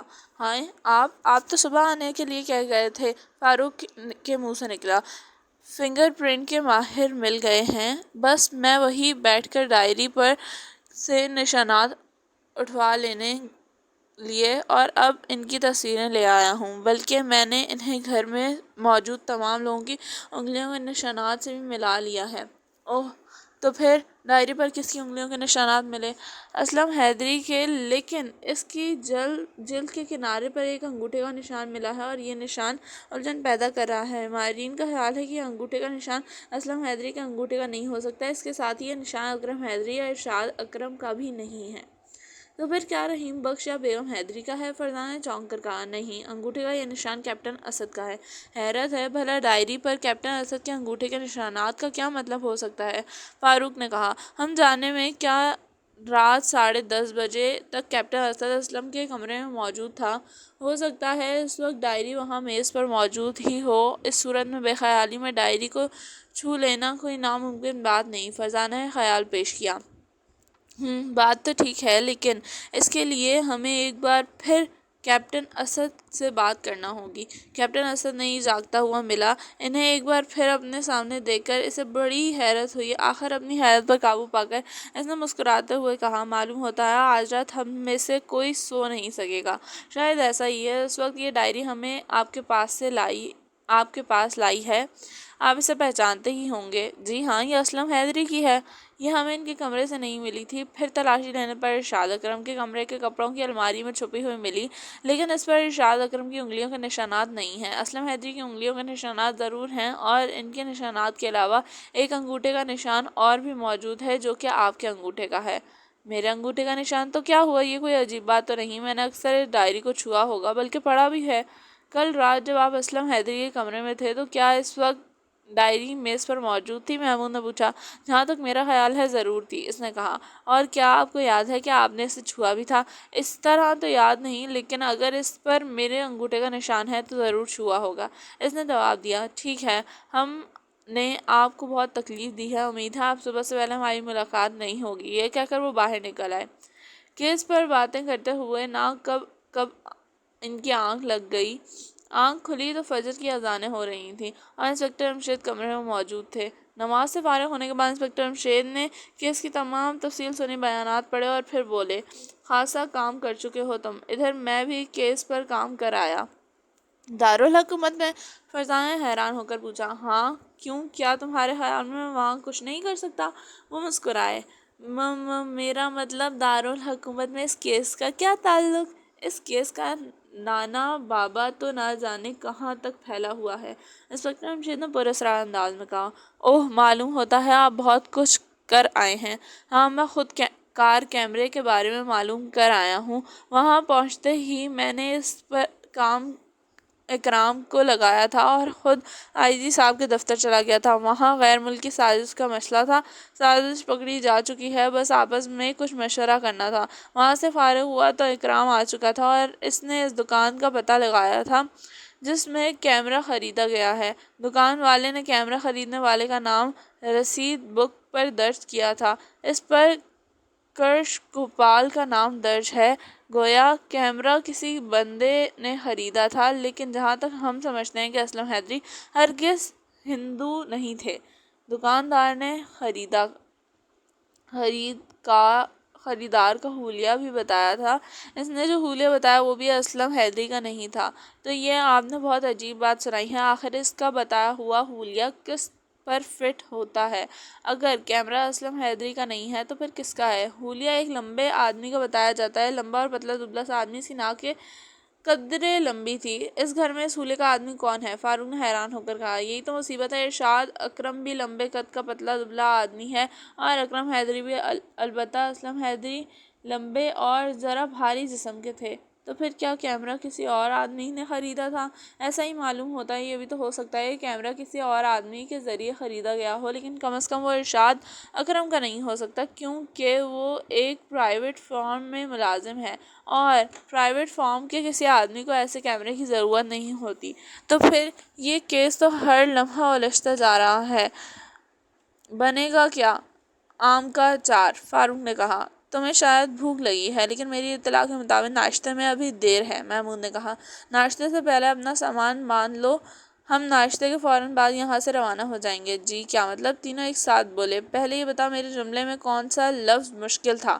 انہوں نے فاروق کی طرف کے لہجے میں کہا اور مسکرانے لگے۔ پھر وہ ان کے جملے کا مطلب سمجھ گیا۔ عام طور پر وہ یہ جملہ اس وقت کرتے ہیں جب کسی کیس کو مکمل طور پر سمجھ جاتے ہیں اور مجرم قانون کے حوالے کر کے واپسی کا سفر اختیار کرنے کا پروگرام بنا لیتے ہیں۔ کیمرے کا راز۔ ناشتہ انہیں اسلم حیدری کے کفن دفن کے بعد دیا گیا۔ لاش چونکہ صبح سویرے ہی مل گئی تھی اور قبر پہلے سے تیار کرا لی گئی تھی، اس لیے اس کام میں دیر نہ لگی۔ ناشتے کی میز پر انسپکٹر جمشید نے اس قدر جلد واپسی پر حیرت کا اظہار کیا گیا۔ آپ نے تو کمال کر دیا، بہرحال میں شکر گزار ہوں، اکرم حیدری کہہ رہے تھے۔ اس میں کمال کی کیا بات ہے؟ وہاں میرا کام مکمل ہو گیا، اس لیے واپس چلا آیا۔ یہاں کام مکمل ہوتے ہی یہاں سے بھی واپس چلا جاؤں گا، انہوں نے مسکرا کر کہا۔ شاید ایسا نہ ہو سکے، ارشاد اکرم بولا۔ کیا مطلب؟ انسپکٹر جمشید نے حیران ہو کر پوچھا۔ میرا مطلب یہ ہے کہ کیس مکمل کرنے کے فوراً بعد آپ کو کیسے جانے دیں گے؟ آپ کو 2-4 دن یہاں ضرور ٹھہریں گے۔ آپ یہ بات نہیں کہہ سکتے۔ انسپکٹر جمشید یکایک سنجیدہ ہو گئے۔ جی، میں آپ کا مطلب نہیں سمجھا، ارشاد کے لہجے میں زمانے بھر کی حیرت در آئی۔ مطلب یہ کہ اگر قاتل آپ ثابت ہو گئے تو آپ مجھے اور میرے بچوں کو کس طرح روک سکیں گے؟ انسپکٹر جمشید نے شوخ لہجے میں کہا۔ اوہ واقعی، لیکن حیرت صورت میں ڈیڈی آپ کو روکیں گے۔ ارشاد اکرم نے بھی جواب میں بھرپور انداز میں مسکرایا۔ میز پر لگایا گیا ناشتہ تو وہ خاموشی سے ناشتے میں مشغول ہو گئے۔ انسپکٹر جمشید کی عادت تھی کہ کھاتے وقت اشد ضرورت پڑنے پر ہی بولتے، ورنہ نہیں، لہٰذا انہوں نے مکمل طور پر خاموشی اختیار کر لی۔ ناشتہ ختم ہوا تو کیپٹن اسد اور ارشاد اکرم میز سے اٹھنے لگے۔ دوسرے بھی اٹھنے کے لیے تیار ہی تھے، لیکن انسپکٹر جمشید کی آواز نے ان کے پاؤں جکڑ لیے۔ کیا آپ لوگ مجھے چند منٹ نہیں دیں گے؟ اور محمود فاروق اور فرزانہ نے اپنے جسموں میں سنسنی کی لہر اٹھتی محسوس کی۔ جی کیوں، آپ کیا کچھ کہنا چاہتے ہیں؟ جی ہاں، میں اسلم حیدری مرحوم کا قاتل قانون کے حوالے کرنا چاہتا ہوں۔ جی کیا؟ کمرے میں کئی آوازیں ابھریں۔ جی ہاں، اگرچہ یہاں پہلے ہی دو آدمی خود کو قاتل ثابت کرنے کی سر توڑ کوشش کر چکے ہیں، اور اس لحاظ سے یہ اپنی نوعیت کا ایک عجیب ترین کیس ہے۔ عام طور پر کوئی ایک شخص بھی کسی کیس کی دوران بھی ڈھونڈنے سے نہیں ملتا جو دو کو مجرم قرار دیتا ہو، لیکن یہاں ایسے دو آدمی موجود ہیں جو اگر ایسا نہ ہوتا تو شاید ہم سب الجھنوں کا شکار نہ ہوتے۔ اس گھر میں مسئلہ یہ ہے کہ اکرم حیدری صاحب اور ارشاد اکرم کا بیان یہ ہے کہ اپنے چھوٹے بھائی کو انہوں نے قتل کیا ہے۔ یہ کام انہوں نے رات کے 10:30 بجے کے بعد اس وقت کیا ہے جبکہ کیپٹن اسلم حیدری سے رخصت ہو چکے تھے اور رحیم بخش بھی بیرونی دروازہ بند کر چکے تھے۔ انہوں نے یہ کام اپنی پستول سے کیا تھا۔ ان کا پستول ان کے کمرے کی الماری میں رکھا رہتا تھا۔ سوال یہ ہے کہ کیا یہ پستول اپنے ساتھ لے کر اسلم حیدری کے کمرے میں گئے تھے؟ اگر یہ بات ہے تو ان کا پہلا پروگرام تھا، لیکن ان کے بیان کی روشنی میں یہ بات غلط ثابت ہو جاتی ہے۔ ان کا کہنا یہ ہے کہ اسلم حیدری نے جائیداد کی تقسیم پر ضد کر دی تھی اور انہیں غصہ آ گیا، چنانچہ انہوں نے انہیں گولی مار دی، گویا پستول ان کے پاس ہی تھا۔ اس طرح یہ نہیں کیا جا سکتا کہ یہ ایک اتفاقی حادثہ تھا۔ ان حالات کی روشنی میں اکرم حیدری صاحب کا بیان بالکل غلط ثابت ہو جاتا ہے، اور اس کا صاف مطلب یہ ہے کہ انہوں نے یہ جرم نہیں کیا۔ انسپکٹر جمشید یہاں تک کہہ کر خاموش ہو گئے۔ بہت خوب، یہ ہوئی نا بات، میں تو پہلے ہی کہہ چکا تھا کہ قتل انہوں نے نہیں، میں نے کیا ہے۔ ارشاد اکرم چہک کر بولا۔ نہیں نہیں، یہ غلط ہے، آپ نے غلط اندازہ لگایا، قاتل میں ہی ہوں۔ اکرم حیدری بوکھلا کر بولے۔ تو پھر بتائیے، آپ پستول ساتھ لے کر گئے تھے یا نہیں؟ نہیں، میں پستول ساتھ لے کر نہیں گیا تھا، بلکہ جب مجھے غصہ آیا تو اسلم حیدری کے کمرے سے نکل کر اپنے کمرے میں آیا اور پستول نکال کر دوبارہ وہاں گیا، انہوں نے کہا۔ بہت خوب، لیکن آپ نے یہ بیان پہلے نہیں دیا، جس کا مطلب یہ ہے کہ میری بات سن کر بدلا ہے۔ اب میں ارشاد اکرم صاحب کی طرف آتا ہوں۔ ان کا بیان بھی تقریباً وہی ہے کہ پستول کے بارے میں انہوں نے بھی گول مول بیان دیا تھا۔ یہ بات واضح طور پر نہیں بتائی جا سکتی کہ پستول ساتھ لے کر گئے تھے یا بعد میں۔ میں پستول ساتھ لے کر گیا تھا، میں جانتا تھا چاچا جان جھگڑے کے موڈ میں ہیں، ارشاد اکرم نے جلدی سے کہا۔ یہ بات آپ اب کہہ رہے ہیں، شروع آپ نے نہیں کہی تھی۔ انسپکٹر جمشید بولے۔ مجھے خیال نہیں رہا تھا۔ خیر، اسلم حیدری کی ڈائری کے بارے میں آپ کا بیان یہ ہے کہ آپ نے انہیں نہیں چرایا، اور ادھر اکرم صاحب کا بھی یہی بیان ہے کہ اب بھی آپ دونوں یہی کہتے ہیں۔ نہیں، ڈائری میں نے ہی چرائی تھی، کیونکہ اس میں یہ لکھا تھا کہ انہیں اپنے بڑے بھائی کی طرف سے جان کا خطرہ ہے، لہٰذا میں نے ورق پھاڑ کر جلا دیے تھے اور ڈائری اپنے کمرے میں چھپائی تھی، ارشاد نے جواب دیا۔ خیر، اگر یہ کام آپ کا ہے تو بتائیے، کیا اسلم حیدری صاحب کے پاس کوئی خودکار کیمرہ بھی تھا؟ خودکار کیمرہ نہیں تو میں نے تو نہیں دیکھا، لیکن ہمیں ان کے کمرے کی الماری میں ایک خودکار کیمرہ ملا ہے، وہ ایک الماری میں رکھا تھا، اس کی طرف کسی کا دھیان نہ گیا کیونکہ وہ ایک ننھا منھا سا کیمرہ تھا جو شکل صورت سے کیمرہ نظر بھی نہیں آتا تھا، ظاہر ہے وہ بچوں کا کوئی کھلونا لگتا تھا، لیکن ہم نے اس کی حقیقت جان لی۔ پہلا خیال یہ آیا، اگر رات کے وقت جب قاتل نے اپنا وار کیا اور الماری کے پٹ کھلے ہوئے تھے وہ منظر اس میں محفوظ ہو گیا ہو۔ میں نے کیمرے سے فلم نکلوائی اور اسے ڈھونڈ ڈالا، یہ دیکھ کر میری حیرت کی انتہا نہ رہی کہ اس میں قتل کا منظر تو محفوظ ہی نہیں تھا، البتہ چند تصویریں ضرور تھیں، اور یہ تصویریں کسی گھریلو معاملے سے متعلق بھی نہیں تھیں بلکہ کچھ خفیہ فوجی ٹھکانوں کی تصویریں تھیں۔ کیا وہ سب ایک ساتھ چلائے؟ ہاں، خفیہ ٹھکانوں کی تصویریں۔ خفیہ ٹھکانوں کی تصدیق لینا جرم ہے۔ تو کیا یہ تصویر اسلم حیدری نے؟ لیکن نہیں، یہ نہیں ہو سکتا۔ میں نے اس جیسا وطن پرست آدمی تو آج تک نہیں دیکھا، کیپٹن اسد نے بوکھلا کر کہا۔ اور کیا کہا جا سکتا ہے؟ کیمرہ اس کے کمرے کی ایک الماری سے برآمد ہوا تھا۔ انسپکٹر ہمشید نے مایوسانہ انداز میں کندھے اچکائے۔ اگر یہ مان بھی لیا جائے کہ اسلم حیدری نے ان خفیہ ٹھکانوں کی تصویریں اتاری تھیں، تو اس سے یہ کیا بات ثابت ہوتی ہے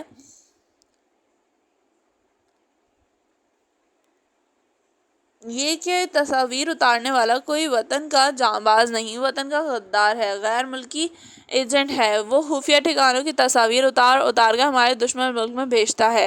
نہیں میرا بھائی، ایسا نہیں ہو سکتا، اکرم حیدری کے منہ سے نکلا۔ بالکل، میرا دوست، ایسا ہرگز نہیں ہو سکتا۔ تو پھر وہ کیمرہ کہاں سے آیا؟ انسپکٹر ہمشید نے سوال کیا، لیکن اس سوال کا جواب وہ کیا دیتے؟ سب کے رنگ اڑ گئے تھے۔ آخر انسپکٹر ہمشید ہی بولے، اور اس موقع پر وہ الفاظ آنکھوں کے سامنے آ جاتے ہیں جو فرش پر سرانے والے نے اپنے خون سے لکھے تھے۔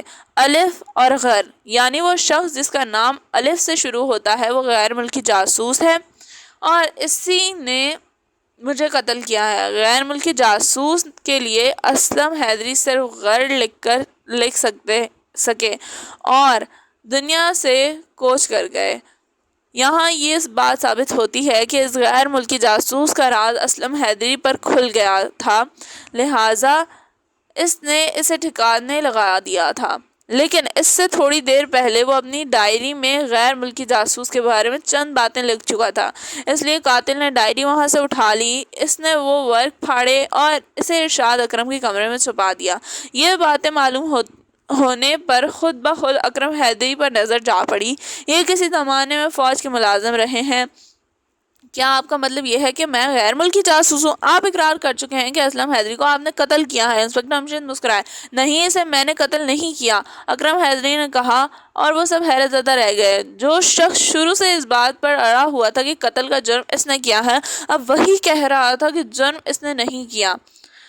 تو پھر اس سے صاف ظاہر ہے کہ ارشاد اکرم نے کیا ہے۔ ہرگز نہیں، میں نے بھی یہ قتل نہیں کیا، میں تو ڈیڈی کو بچانے کے لیے اقرار کرتا رہا ہوں۔ ان کا پستول مقتول کے پاس دیکھ کر میں یہ سمجھا تھا کہ قتل انہوں نے کیا ہے، چنانچہ میں نے پستول پر اپنی انگلیوں کے نشانات بنا دیے اور پولیس اسٹیشن پہنچ کر قتل کا اقرار کر لیا۔ اسی وقت ڈیڈی وہاں پہنچ گئے اور انہوں نے یہ دیکھا کہ میں نے انہیں بچانے کے لیے بیان دے دیا ہے، تو انہوں نے بھی اسی قسم کا بیان دے ڈالا۔ لیکن یہ بات مجھے ابھی معلوم ہوئی کہ جب ڈیڈی نے قتل سے انکار کیا، اور میں بھی یہ سمجھتا رہا کہ میرے بیٹے نے کیا ہے۔ اوہ خدا، تو ہم دونوں ہی بے گناہ ہیں، اکرم حیدری کے منہ سے نکلا۔ اگر آپ دونوں ہی بے گناہ ہیں تو مجرم صرف اور صرف ایک ہی آدمی ہو سکتا ہے، اور وہ ہے کیپٹن اسد، کیونکہ ڈائری کے ایک انگوٹھے پر ان کے انگوٹھے کے نشانات موجود ہیں۔ کیمرہ جس دکان سے خریدا گیا تھا اس نے ان کا پورا حلیہ بتایا ہے، لیکن انہوں نے وہاں اپنا نام کرشن گوپال لکھوایا تھا۔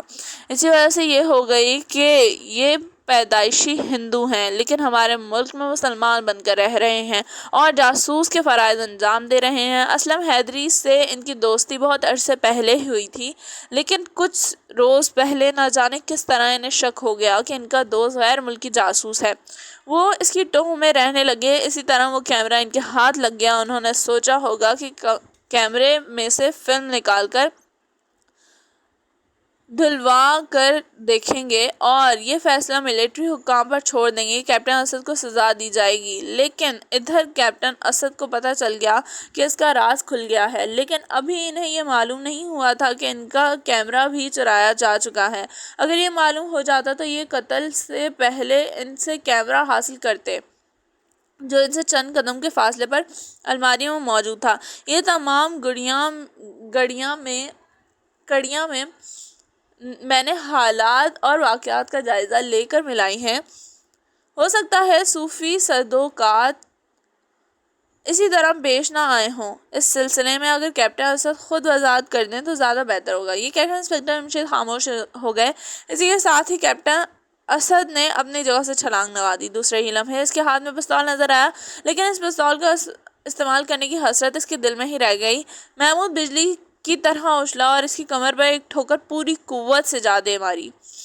کیپٹن لڑکھڑا گیا، فوراً ہی ایک فائر ہوا اور پستول کیپٹن اسد کے ہاتھ سے نکل گیا۔ یہ فائر انسپکٹر امشید نے کیا تھا۔ کیپٹن جھلا کر محمود پر ٹوٹ پڑا، اس کا ہاتھ محمود کے کندھے پر پڑا۔ محمود نے ایک جھکائی دی اور نکل گیا، وہ اس پر جھپٹا، لیکن فاروق نے اپنی ٹانگ یہ کہتے ہوئے آگے کر دی، پہلے سرکاری ٹانگ سے نمٹو۔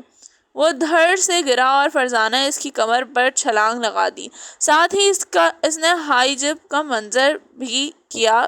کیپٹن بلا بلا اٹھا، نیچے اتر آؤ فرزانہ، اب یہ میرے پستول کی ضد پر ہے۔ انسپکٹر امشید بولے، بہت بہتر ابا جان۔ محمود، فاروق، تم اس کے کمرے میں سے اس کا تمام سامان ادھر ڈالو، کہیں نہ کہیں سے تمہیں ایسے کاغذات ضرور مل جائیں گے جو اسے غیر ملکی جاسوس ثابت کر دیں گے۔ ایسے کاغذات نہ ملیں تو بھی اس کا جرم ثابت ہو چکا ہے۔ بہت بہتر ابا جان، ہم ابھی دیکھتے ہیں۔ انسپکٹر ریاض نے سیٹی بجائی، کانسٹیبل دوڑتے ہوئے اندر داخل ہوئے۔ انہوں نے انسپکٹر کے اشارے پر کیپٹن کو گھیرے میں لے لیا اور ہتھکڑیاں لگا دیں۔ چند منٹ بعد محمود، فاروق اور فرزانہ اندر داخل ہوئے۔ ان کے ہاتھ میں کچھ کاغذات تھے۔ اب صرف یہ بات رہ جاتی کہ اسلم حیدری کو یہ بات کس طرح معلوم ہوئی۔ ان کا دوست غیر ملکی جاسوس ہے۔ فرزانہ بولی، یہ صاحب اب اپنے منہ سے کچھ نہیں بولیں گے۔ خیال یہی ہے کہ اسلم حیدری نے انہیں کسی خفیہ ٹھکانے کی تصاویر اتارتے دیکھ لیا تھا۔ ویسے اکرم حیدری صاحب کا جائیداد کے بٹوارے والے بیانات درست تھے۔ ہاں، اس حد تک ہم سچ بول رہے تھے کہ اسلم حیدری واقعی ہم سے علیحدگی چاہتا تھا۔ خیر، یہ ان کا ذاتی معاملہ تھا، لیکن اس میں کوئی شک نہیں کہ وہ وطن کے سچے ہمدرد تھے۔ انسپکٹر امشید بولے، سچے ہمدرد تو ہم بھی ہیں، لیکن اس موقع پر حیرت مجھے اس بات پر ہے کہ کیس تو تھا کیا اور نکلا کیا۔ ہم کچھ اور ہی سمجھتے رہے، اور ہم ہی کیا، خود اکرم حیدری اور ارشاد اکرم بھی آپس میں یہی سمجھتے رہے۔ چلیے خیر، یہ اونٹ کسی نہ کسی کروٹ تو بیٹھ ہی گیا، ورنہ میرا تو خیال یہ تھا کہ اس اونٹ کو کسی بھی کروٹ بٹھانا ناکو چنے چبانے کے برابر ہوگا، اور میں خود بھی سوچ رہا تھا کہ اگر اونٹ نہیں بیٹھتا تو نہ صحیح چنے ہی چبا کر گزارا۔ انسپکٹر امشید، اگر فاروق کے ایک دھوال نہ جما دیتے تو نہ جانے اس کی زبان کب تک چلتی چلی جاتی۔ دھوال کھاتے ہی اس نے ایسا برا سا منہ بنایا کہ سب کو ہنسی آ گئی۔